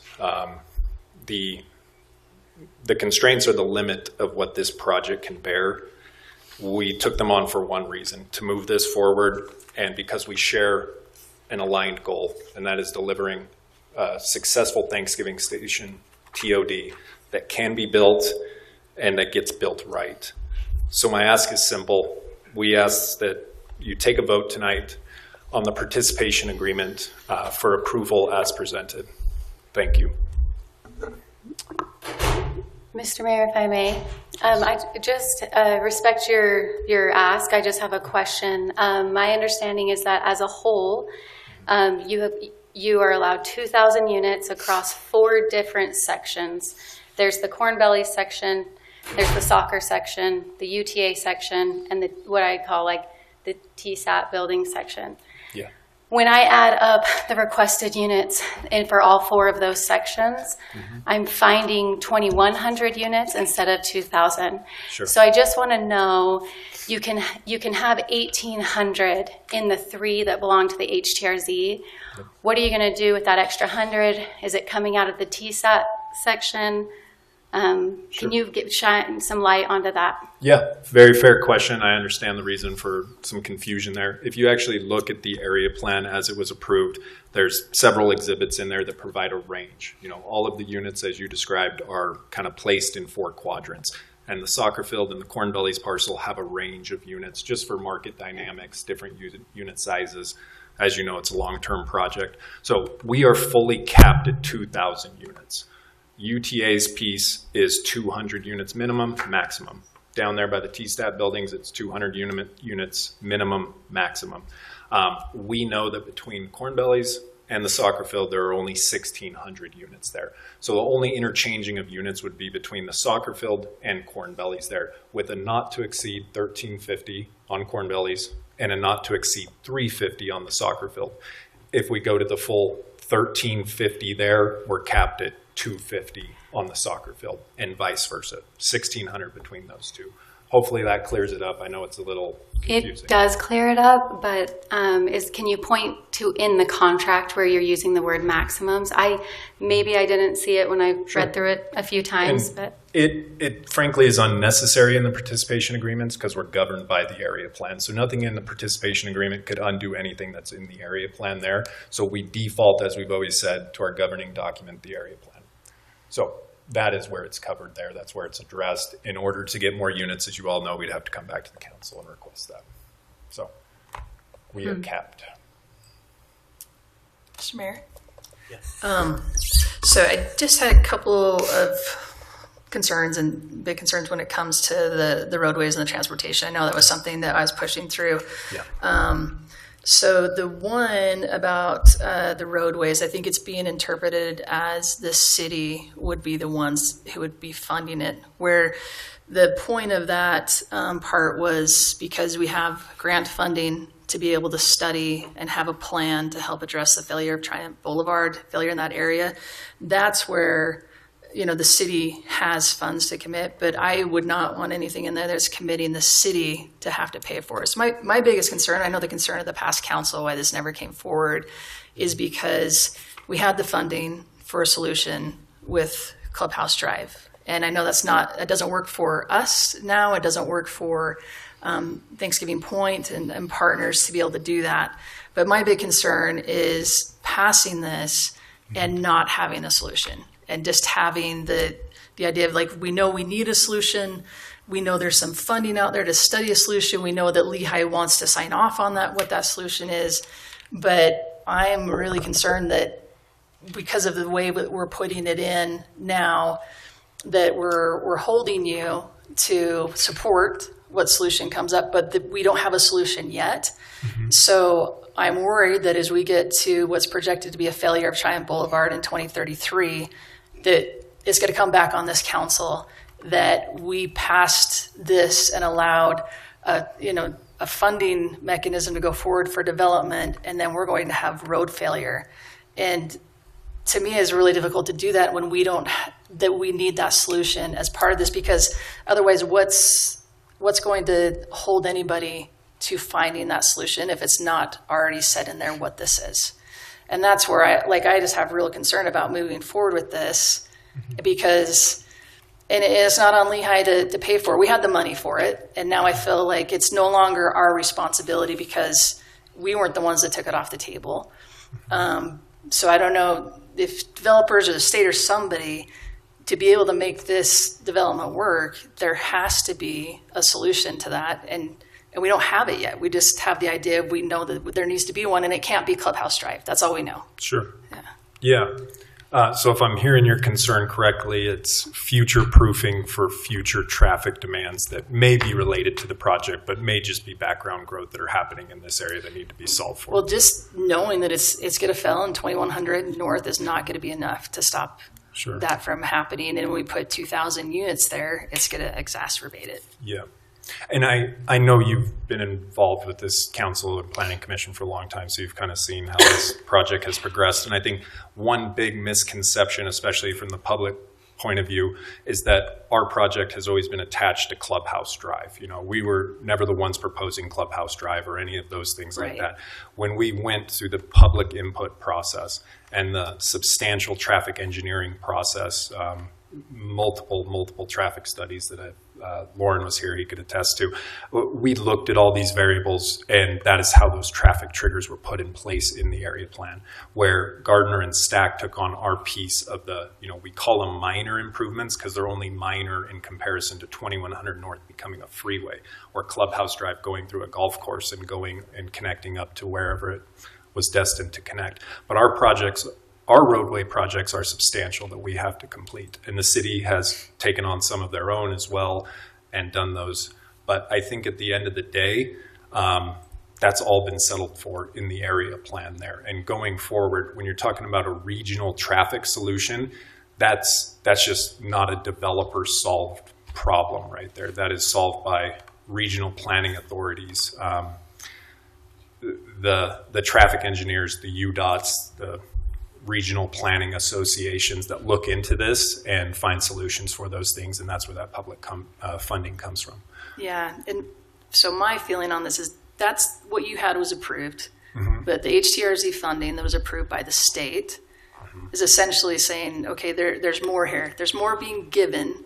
There should be more that's in place to make sure that we have these traffic solutions for the area in place. Because I do feel like this is going to be something that is going to be a traffic nightmare there. It's going to be blamed on this development. It's going to be blamed on this council for not making sure that when we're being asked to provide more, that we don't ask for more on top of that. And I hear your concern. I do. And I think the solution is to work with those regional planning agencies, but also remember that this project is not going to drop 2,000 units tomorrow. It's going to take a very long time to deliver this, and there's going to be anticipation. There's going to be a traffic study completed with each project that comes in. So we're going to incrementally add these units. And the overarching theme here is that we are adding units to a TOD, right? If we are adding sprawling units, I can certainly understand the traffic concerns there. Think of sprinkling 2,000 units throughout Lehi City that are not next to the transit station, that are not in close proximity to I-15, as well as kind of an alternate option there as, Front Runner becomes more adopted and whatnot. So I guess my answer to that is this is the smartest way to add housing. Housing's coming no matter what here. We have our traffic triggers. The agencies that do their thing best, which is regional planning and traffic projections, are the ones that would be involved in that process. So we have agreed to the language that you proposed. I know we took feedback from all the council members here. We've accepted that. We've agreed to support any traffic solutions there as well. And We will continue to chip away at traffic studies as we work through this. And we're a partnership here. Stack, Gardner, Lehi City, Thanksgiving Point. We're going to solve problems when they come up together, and that's why we've agreed to provide our support to those. And I'll just add to that. Yeah. I think it's more than just regional traffic. I think it's the local traffic on the west side of Triumph that's going to get overwhelmed. And I think just a counter argument for the traffic, right? If you spread out 2,000 units across Lehi, I mean, that's pretty diluted. But if you put 2,000 units, and given it's next to a transit area, so your hope is that people are taking the train. But the reality is that probably the vast majority of those renters in those units will still have a vehicle of some sort. So it's pinpointing that traffic, right? And I think we made the right decision, and the mayor, by taking Clubhouse Drive off the equation, because I don't see why those people would be commuting into Holbrook Farms past an elementary school. So I'm glad we're more focused on, east of the golf course. But yeah, I think Heather has some good points about transportation.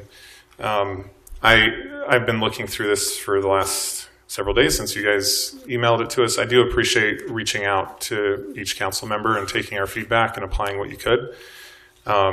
There's a document in here that shows the summary of accepted changes, but only the ones that have been accepted, right? Yeah. And so personally, I think some of those changes that I requested, and I know colleagues up here would feel the same, I would still feel more comfortable if those were included. My goal is to make this fair and approve it according to state law and the HTRZ agreement. But again, we're kind of in a position where we're back to an agreement that I feel like should be tabled, so that we can go back to the drawing board. And if it would be acceptable to my colleagues up here, I would prefer to even use a small amount of RDA funding to get an external attorney that focuses on this to just help us draft something that would be fair to all parties and could include some of the other things that haven't been included in this agreement. And I counted, just by pulling a couple of us up here, there's still about 27 items that we would like to see included or addressed within the agreement. So that's where I stand. Okay. I certainly understand your concerns there. But I think at the end of the day, it's kind of how I said, we can't be all things to all people. We can only bridle kind of the project with so many things that will allow it to accomplish our shared goal of a successful project here. So we did everything we possibly could. And I think if you remember where we started with a PID, city-backed sales tax into the bond and everything like that, where we've come through to today, there's been some pretty substantial changes in the city's favor. So I hope that's remembered. And the last thing I would add is, before several members of this council came in, Gilmore Bell did represent the city, and this is exactly what they do, are these types of agreements. So you did have Class A counsel on putting these agreements together. And that was bond counsel, correct? Correct, yes. Because at the time you wanted a public infrastructure district and you wanted municipal-backed bonds. Correct. That was very much in your favor, and I don't even think the past council was for that. Yeah, we had the development agreement and the participation agreement that they were representing on, but yeah. Go ahead. Sorry, go ahead. I would support what Councilmember Harrison is suggesting. I do appreciate the time that you spent with us and that you at least listened to our request. That I felt, at least when Councilmember Friedman and I met with you, our requests were consistent with state HTRZ code and also what was approved, the proposal that was approved. And I appreciate that you did implement some of those. I want to recognize that. But more significantly, I think, is the things that you didn't approve, which are game changers for me. One of them is, as I mentioned to you, is my concern that one developer first in gets access to all the HTRZ funds before possibly other property owners get in there and have access to that. We understand from what was presented in the proposal that the HR funds won't cover the entire gap. They only cover about 51% of that gap. that is created by the high-density housing, ultra-high-density housing, the parking structure, and densifying this area. So that was important to me, and also this, by law, this needs to be a mixed use. And I made it very clear, one of my high priorities is to make sure we retain some of that HDR funding to incentivize non-residential development. This is something that none of us here voted on to go through with an HDRZ proposal. It was past council. And it's going to be very impactful to our city, to other taxing entities, especially the school district, taking 80% of the property tax generated by this project for up to 45 years. And with all the demands that those 1,800 units are going to put on the city, without that money to help pay for those costs. So those are the two things that I am sticking fast to, that I would like to see happen. And again, the best way I saw that was to attach reimbursement to performance, certain square footage of non-residential and certain number of residential units. So I absolutely support the idea of, you've had your shot on it, and I think if we keep doing this thing, we'll just be going in circles. So I would like the city to have, and especially I guess the city council, to be able to weigh in and get agreement that again honors state code, honors what was approved by the HTRZ committee, and go forth from there. And then if you want to make changes, you can come to us with those. And I hear what you're saying, and I would just like to reiterate, that's exactly what we've done here, is followed our HTRZ approval. I know you proposed something there that was different from that. It just didn't work for the project here, so we prefer to stick to the statute, the 80%, which our approval allowed for there. The cap, I would like to remind the council, is a self-imposed cap. The cap was formulated by a projection based off Piper Sandler, the investment bank that put this together, that shows basically what I'm getting at is no project can still increment from another project. A project can only get 80% of its property tax reimbursement, we'll call it, for the 25 years. And that is exactly how that projection was made to come to the number that the council has decided is the cap there. Well, again, state code says the project's not to exceed the tax increment amount approved in the HTRZ proposal. And that's in addition to that, it talks about the 80% up to 25 years per parcel, not within the 45-year period, but in addition, it says not to exceed that cap. So it's state law. We had every right, we were required to set a cap, which we did. Well, let me just correct that real quick. We were approved for 80% of the property tax generation from each project for 25 years for a maximum of 45 years. That was our approval there. We were not approved to a capped amount, just to clarify that. To clarify, though, the approval, the HTRZ application that was presented to the state HTRZ committee included that amount, and that is part of what is required by state law. So that cap was a requirement, and it was in the proposal that was agreed. And then to the point I think that Heather made, you're getting a lot of tax increment, 45 years worth, pretty much, $122 million. And by state law, we now have to, a previous council entered into this, but we are obligated to enter into an agreement with you. We're going a participation agreement route. But again, according to state law, which I'm reading right here, that participation agreement should include the project area development, the amount of the project area funds the person may receive, and the terms and conditions under which the person may receive project area funds. So you're asking for a lot, and I mean, as a council, we know when we get grants, there's conditions tied to those grants, and sometimes we have to give them back when we can't meet those conditions. But again, according to state law, what I'm reading, we have the right to set terms and conditions, and I would like to see a more proactive role by the city to set those conditions. Respectfully, we have responded to the 122 million. We did exactly what we wanted. We incorporated the changes on the traffic.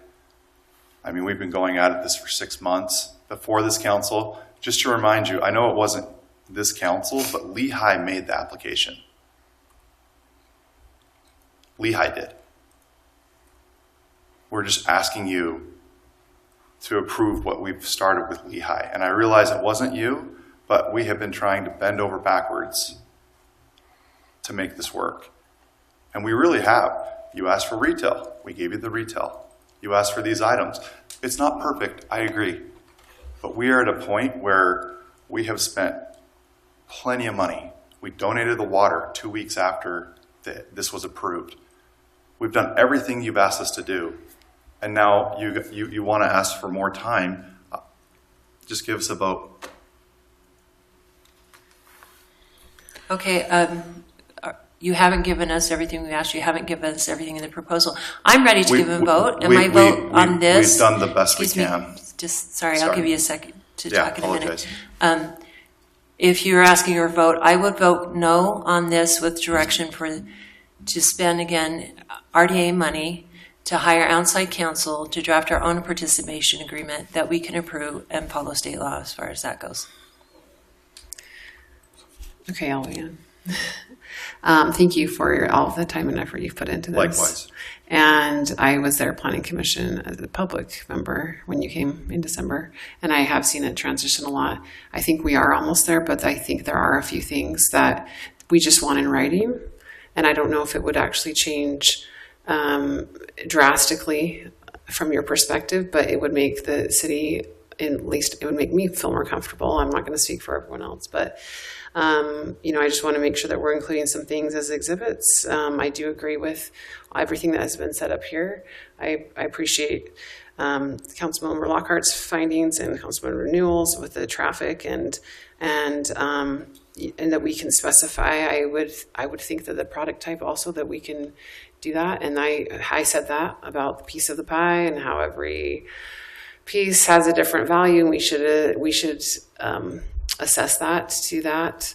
So, and I know that wasn't something that you decided to put in there, but there are definite things that I think we could come to an agreement. And if we could, I would agree with Councilman Harrison's assessment of So Councilman Freeman, thank you for that. So what I'm hearing from you is that you would like to have some additional exhibits. Great. And you would like it to be pro rata percentages per acreage. Well, I think it was about we talked about the gap analysis with a certain amount per residential unit and a certain amount per square foot of non-residential development. And I think that was in an email that I was CC'd on that Councilman Stallings and we discussed this when we met with you, and then she sent in a follow-up email with an HTRZ agreement from South Jordan, and then sent another email that also specified some I think the response requirements. There was we just want to stick to what the approval allows us to get rather than... Yeah, and we've done this in other cities, and we didn't do it that way. We did it this way. So we would like to stick with this. But if it's... And I'm not an attorney, and I won't pretend to be, but I would like to... I think that it's a good idea. You guys have your attorney. We have our city attorney. But I think that it would be good to consult someone who is a little bit more knowledge in this. So, yeah, that's where I'm at.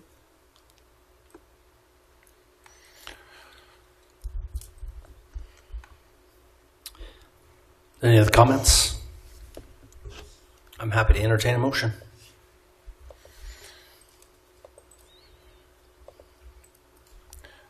Just one quick question, Mayor. Since these are all kind of tied together with the, we're covering pretty much 2.2 at this point, I believe. But we also have the interlocal agreement and the stack soccer field. Are we able to, are those different motions, Ryan, or is it? Each would carry its own motion. Yeah, you could probably do the RDA motions together, but then you need to do the other one in the city council meeting. You're not in the city council meeting right now. He's asking if we can do 2.1 through 2.3 together. Sure. Just do it as one? Yeah. Okay. Okay. So I would move to table 2.1, 2.2, and 2.3 with the intent that the council can find some external attorney to be able to come and redraft this agreement and then propose it to the applicants at a later date. So I have a motion from Councilmember Harrison. Do I have a second? Second. I have a second from Councilmember Newell. Any questions on that? That is a motion for 2.1, 2.2, and 2.3, correct? Yes. I have a question, Councilmember Harrison. Is there any direction you would like, further direction, I guess, as far as what that agreement would look like, or again, maybe just like the developers did, take input from individual council members separately so we're not in violation of OPA? Yeah, I think having the entire council involved without violating Open and Public Meetings Act, and then coming to a consensus as individuals until we're comfortable with it to present. That'd be good, thanks. Any other questions on the motion? Councilmember Freeman, we'll start with you. Yes. Councilmember Lockhart. No, I would like to make a vote tonight. I don't love everything in here, but as I was prepping for this meeting, I felt like we could have made some amendments and found some common ground. Something that concerns me about this is I don't know how much these attorneys' fees are going to cost. I don't know what an outside attorney who specializes in HTRZ funding and RDA costs, and I hate to voice approval for something with unknown costs attached. I also feel like this is a reflection of bad faith negotiation on our part. I've seen the emails, I've met with the developers, I know you've met with the developers, and while not anyone in this room is 100% happy, that's the art of the deal and the negotiation. Again, I think that I don't love everything about it. I came prepared with a few amendments in mind. I would have much rather done the work now, solved the problem now, than operate in bad faith with our applicant. Councilmember Newell. Yes. Councilmember Harrison. Yes, and I would just add that I don't think any of us are acting in bad faith. I think we're representing the residents and their concerns, and I do want this to be a fair, firstly for the residents, and then, of course, between the two parties. Councilmember Stallings. Yes, and I'd just add that I think there's value in getting outside counsel to help with this. None of us are attorneys. I considered making amendments from the bench up here, but I don't think I'm qualified to do that, to get that language right in a contract. So, yeah, I very much support this direction. Okay, I will take a motion to adjourn the RDA meeting. So moved. Second. Councilmember Harrison, Councilmember Freeman. All in favor? Aye. Aye. Okay, we will go back to the City Council meeting, and we'll start with 5.5. Consideration of Resolution 2026-43, approving an interlocal agreement between Lehi City Redevelopment Agency and the Lehi City regarding the Thanksgiving Point Housing Transit Reinvestment Zone.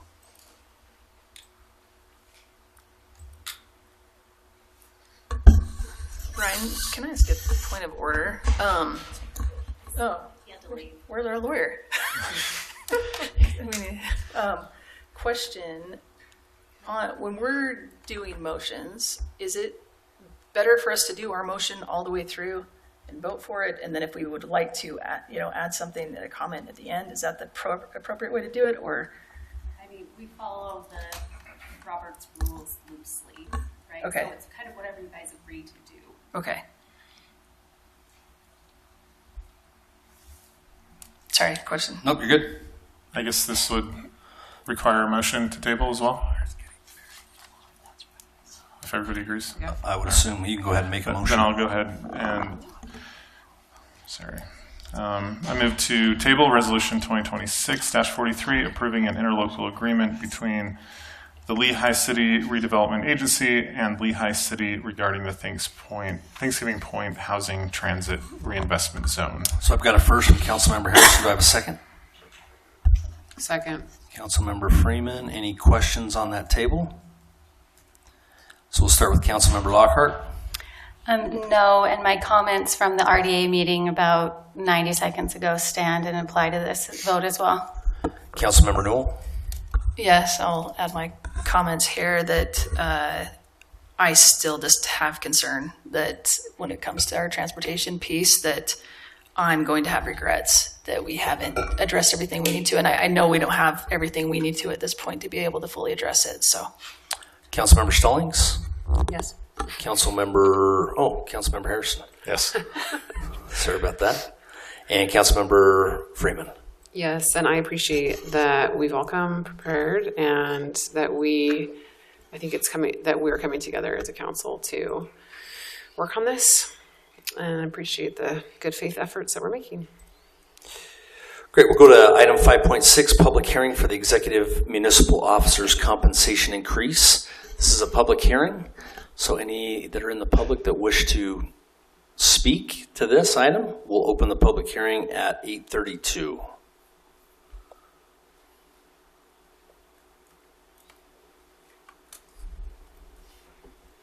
Okay, we'll close the public hearing at 8:32 and we'll go to item 5.7, elected officials compensation. Item A, that's a public hearing for the elected officials compensation. We'll open this public hearing also at 8:32.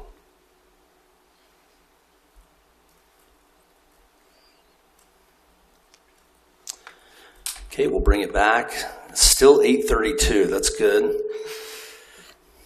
And then we'll consider 5.7B, consideration of ordinance 26-2026, adopting elected officials compensation for the fiscal year of 2027. Mayor, may I ask a question? Yes. So when it says that, sorry, give me a second. Is the, so there's a salary increase up to 4%, but then there's also a targeted market increase also up to 3%. Is that a 4% total or is that a maximum of 7%? Should be 4% total. 4% total, okay. So, sorry, Jason, that includes COLA merit and the market adjustment, or?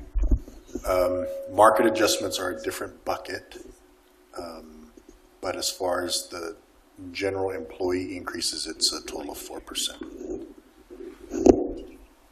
So there's a... Sorry, so it... Am I saying it wrong, Dean? So in the proposed budget that we're going to get to here in a minute, we have a $50,000 bucket for general market increases, and we also have two other buckets for police and fire market increases. But for the average employee, it's a 4% maximum increase. Elected officials would fall in that bucket. Elected officials would match that 4%. Oh, but I think what we propose is that there would be no increase this year. There's no increase for elected officials. Okay, so maybe I'm confused. I'm talking about executive municipal officers, not the elected officials. Yeah, that was just the public hearing. Yeah, are we voting on it? No. No, We're talking about item B, consideration of ordinance 26-2026, adopting the elected officials compensation for fiscal year 2027, which is no increase. Okay. My question still stands.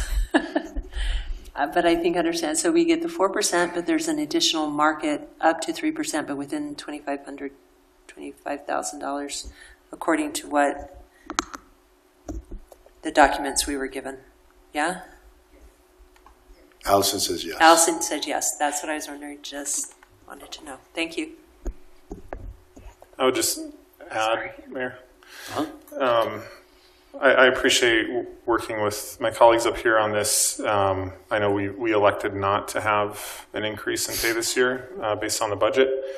I think that was fair considering the many obligations we have and the priority to fund public safety and infrastructure first and foremost. I know it's a drop in the bucket compared to a lot of funds, but I think it does make a difference, and I'm good with it, and I appreciate all of your hard work. I know the mayor works many, many more hours than most of us up here. It's nearly a full-time job, if not a full-time job.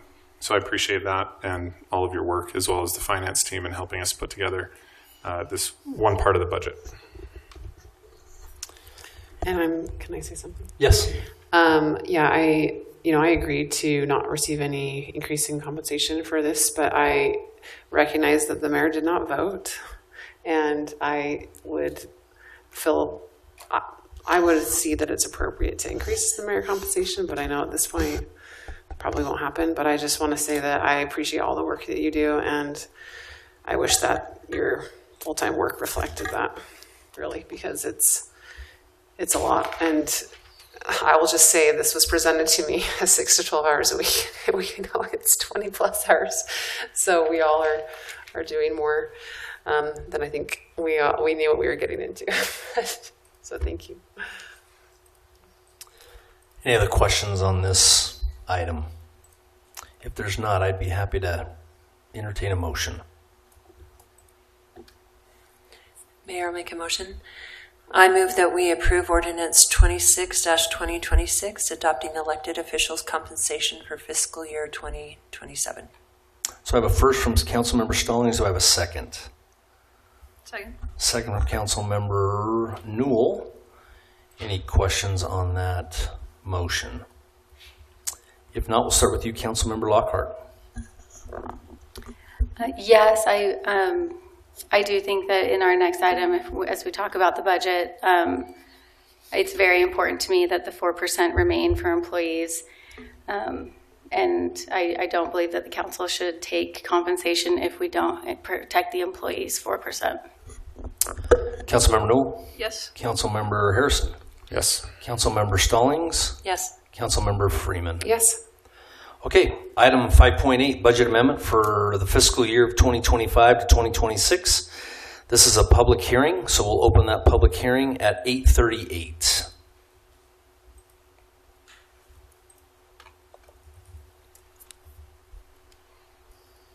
It appears there's no comments, so we'll close that public hearing at 8:38, and we'll move to item B, consideration of resolution 2026-42, amending the budget for the city of Lehi for fiscal year 2025 to 2026. Dean, do you have any? No, we talked about all of these items a couple of weeks ago, so I'm happy to answer any questions if you have any. But I just had a question on the Carnegie donation for the library. How did that come about? Did we solicit it, or was it brought to us independently? I wasn't involved. Looks like Allison knows. We got a check in the mail with a letter that said as part of the America 250 celebration, they were donating $10,000. I don't know if we applied for it or if it was just they did it to libraries across the country. Or and the check cleared? Check cleared. Great. Check cleared. Well, I wasn't that's expecting awesome. it. I wasn't, yeah.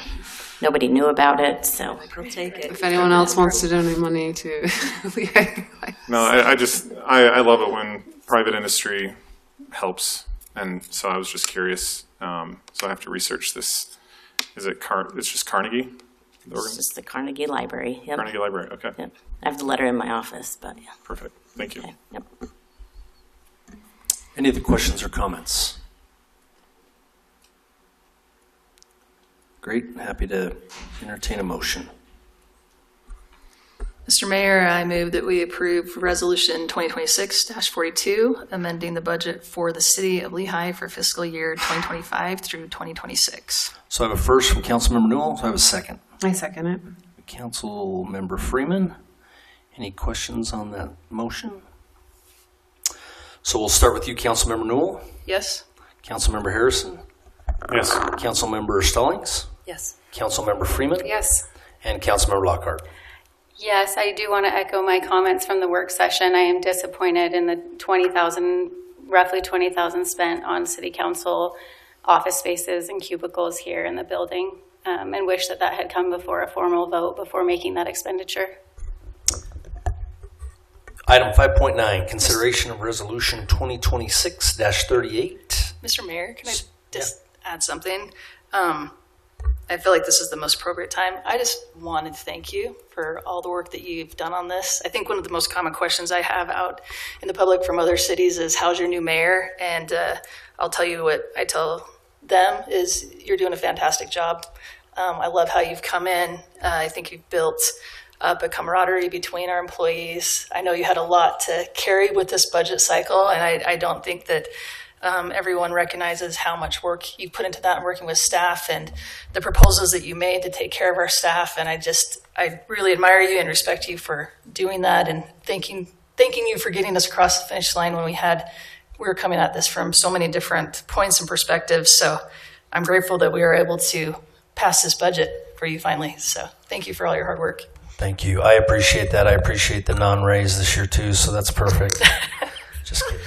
I thought a thank you would go a long way. That thank you is worth $1 million. I appreciate that.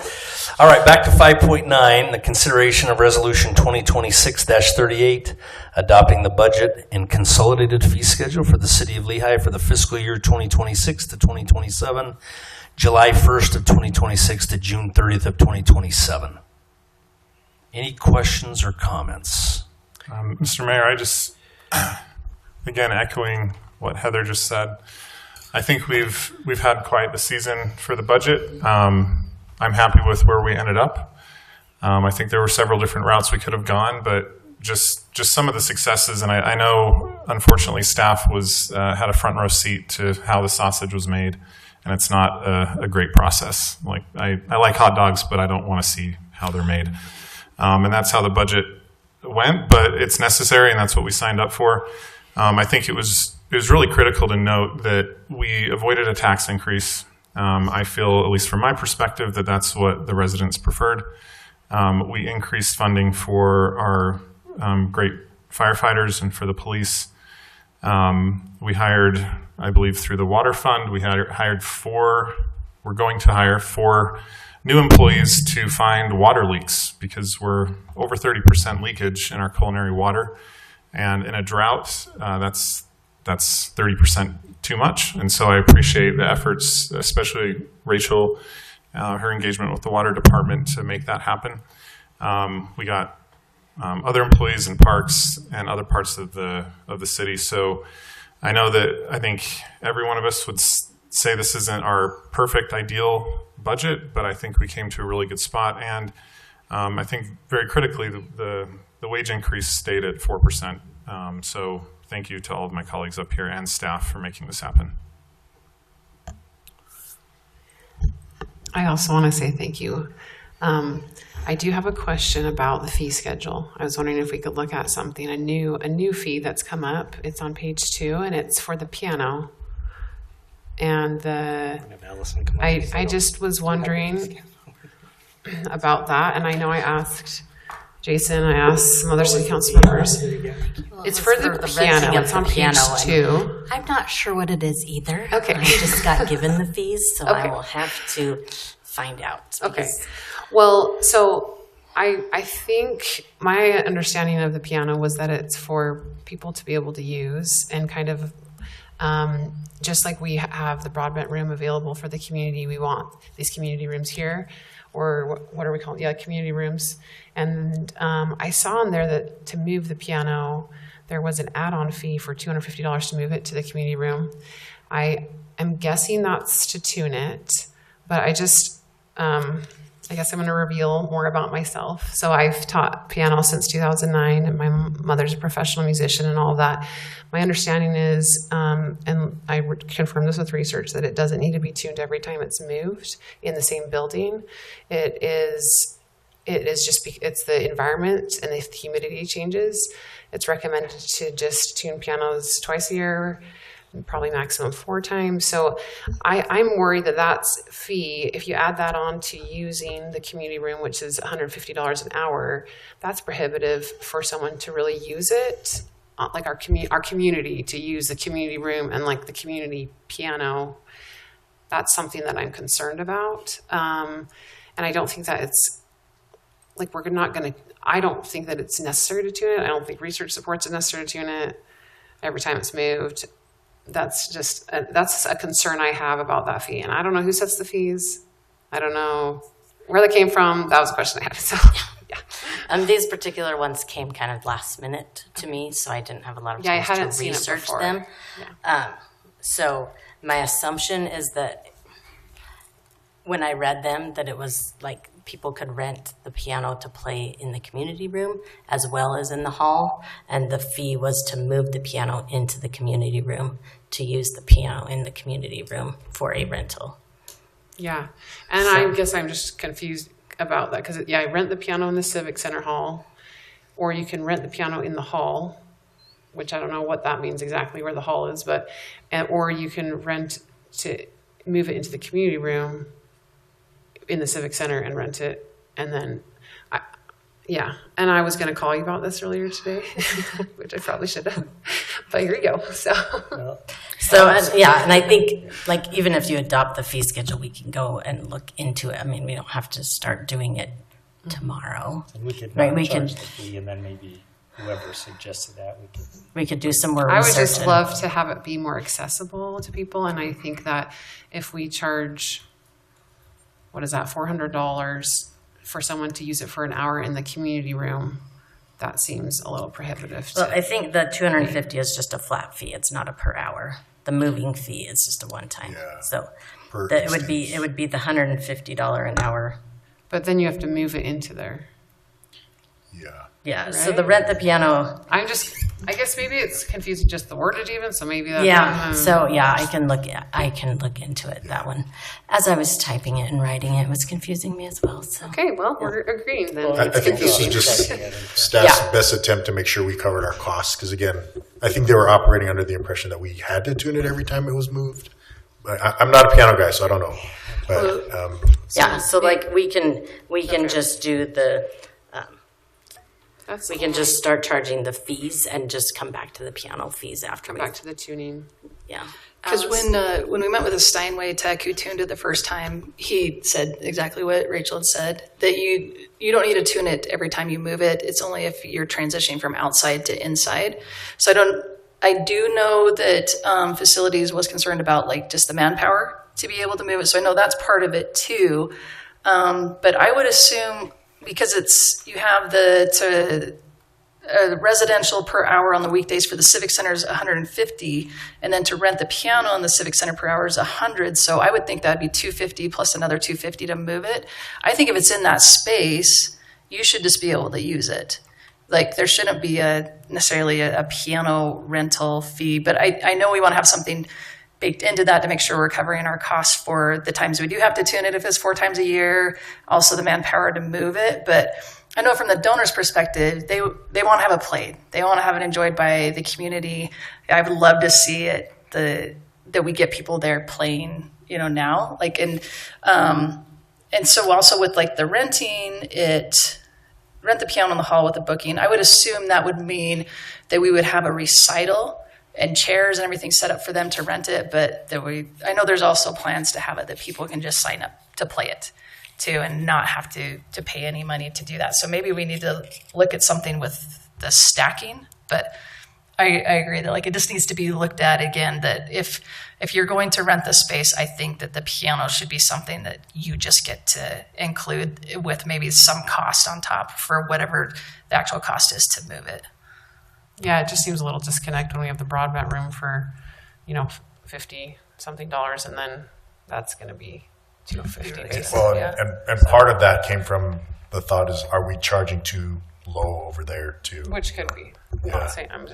So, Dean, we can pass this and then amend the fee schedule as we look into it. I mean, I think you could even pass it and tell us, hey, let's not charge the piano fee till we get it. Or we could not figured charge out. the whole section of the piano rental fee section. Until we figure it out. Until we figure it Because out. whoever suggested that, I would like them to have a chance to say why they suggested Yeah, that. I think we should charge something. I mean, moving a big piano is kind of hard. I don't know. It is, but I think that's something we can take care of in just a few weeks, even if, Okay. you know what I mean? Well, and it's possible we'll have to readdress the rental fees. I mean, like Jason said, we took our best guess on, I mean, the community rooms are going to be rented. They're larger. There's a larger space than the broadband room, right? I think there's going to be more facility staff time required for the community room rentals than there is for the broadband room. Well, and it might be good to have it broken down, whether it's the large community room, or I know that they can partition, right? And I don't know if that's broken down either, but that's something to look at in the future. Right. Yeah, we could also look at that too. So, yeah, I mean, like, and also the fee schedule is a maximum amount we can charge. Like, if we chose to, I think if we chose to like all break these it things I'm down, learning. I think if we chose to break it down, we could break it down. But if we wanted to have it spelled out, we could also do that too. Okay.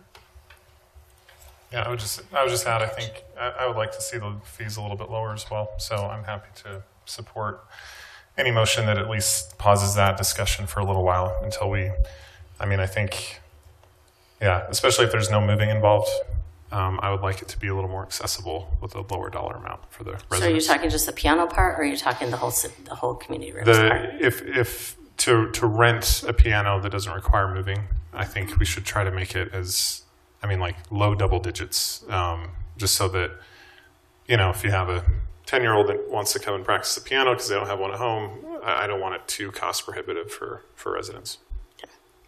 Yeah, and I would hope in that instant that they would be able to just come and play it for free. And that, they could just come and reserve a time to play it. I think this would be specifically for recitals where we have a larger. I mean, that I would would be the need only to thing. ask a question on the rent piano in the hall with booking. I don't know. Yeah, because I think it's 50, right? Yeah. So even that. I don't know if that's because like we you had book talked it, about if that's not. I don't know that they could have a recital. They could have a small recital there, but maybe that's why they felt like at that point they could share in part of the maintenance and tuning costs that go on, but it would be a smaller fee because they wouldn't have to move it. But I agree. I apologize that I didn't ask more questions. Well, sorry, I ask a lot of questions. You know that. Something that We're glad you do. If you miss something, Rachel will catch it. Yes. Well, I think I'd be good with this, and as long as I think just move piano, I would just probably remove the moving because I think that the cost is baked in. Or if you think you want to go back and talk to the person who suggested it, what do you think? We ought to have a little discussion. It sounds like Again, I think thought about the it. largest part was, again, the understanding or the thought that we had to tune it every time. So Yeah, 'cause pull tuning that is alone, 200. pulling that out is going to drop it significantly. Yeah. So yeah, I think it's really up to you whether you want to take it out or whether you just want to instruct us not to charge the fees for the The piano other rentals. thing too that you could probably add in is they could request to have it tuned. If they're doing a certain concert and they want to make sure it's tuned before and add in what that cost would be. So Yeah, we could have a piano tuning cost because typically tuning is at least around $200 or something. So Yeah. it's true. If they're like, hey, this needs to be perfect for me, yeah. That's true. So I think maybe I would change it instead of saying move piano into community room for booking. I would just change that to piano tuning if, I don't know. yeah, and I think we do still need to figure out that moving fee because I know that that was going to take facilities some effort to move. That's why I think it would be good to have whoever Yeah. suggested these fees discuss Yeah. it with them. Okay. So I think rather than changing the wording or changing anything, just maybe not have us Just charge, waiting. That part. not have charged those rental fees until we decide what we're going to do. A few weeks. That makes sense. I know I was down at the St. George's new City Hall, and they had a new community room there that they hadn't yet figured out the fee schedule yet, and so they kind of just had waited. So that makes sense. Well, I want to I thank you. Besides that, thank you, Allison and Dean and Karma, for all of your work with the budget and the whole budget committee. And I Can I make one? Yeah. And I didn't think about this till this afternoon. I'm assuming we're going to adopt this budget tonight. Whoever makes the motion, I think it would be helpful if you would just say that we're going to accept the certified tax rate, which means no tax increase. we have to have a resolution adopting a tax rate at some point, but I don't know what that is yet. I will probably know, they say by June 13th, but I think it would be helpful if we had something in the motion just stating that we're adopting the certified tax rate. That's okay. Okay. Yeah, and I know I had a lot of questions, and I appreciate it. And so I think there's always, this is definitely a good thing that we've come to an agreement on, and a lot of back and forth, and it's been exciting. But yeah, I'd be happy to, with this budget, there's always things that I think are needs and wants, and we all have different competing interests and competing priorities. So I guess we can't all get what we want, and that probably means that we've met on a really great middle ground with it. So, yeah. Mayor, just quick comment. Just want to reiterate, Dean and Allison and Karma, thank you so much. I think I need to bring you some cookies or something here. But I know it was a long process, and it was kind of crazy, but I appreciate that you took our input, and I'm going to give the credit to you guys for finding the funding and avoiding a tax increase and protecting employee wages. And I think you're miracle workers, and I think we have some work going forward to set also, but just appreciate what you've done. And I felt from the beginning that we could find a way, that we can find solutions. And for a minute, I thought maybe I'm overly optimistic, but you pulled it through, so I appreciate that very much. And I'm, again, pleased with the outcome, understanding that there's some work going forward to make sure that we don't defer some staffing needs and that sort of thing. But thank you very much. Mr. Mayor, may I too? I'll just echo that. Dean, Allison, Karma, you guys are incredible. We never would have got here without you. How you take what we say and somehow make the numbers work and find things and have it all make sense it's just amazing. And we are sure lucky that you're here, and just the fantastic finance team that we have, and just grateful that we're able to get this budget to the point it is and take care of the most pressing needs. Mr. Mayor, if I may, thank you for your leadership, and thank you to the finance team and every department head and every staff member who's participated in the process.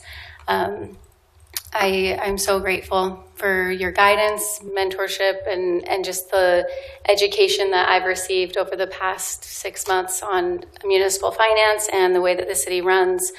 Thank you, and I trust you, and I appreciate all that you do to help support our residents, because this is for them, and I know that your heart is there with them as well. So thank you. Any other comments, questions on the budget? If not, I am happy to ask for a motion. Mr. Mayor, I make a motion to I move to oh my gosh, I'm having a hard time with this. Approve Resolution 2026-38, adopting the budget and consolidated fee schedule for the City of Lehi for fiscal year 2026 to 2027, and accept the certified tax rate without a tax increase.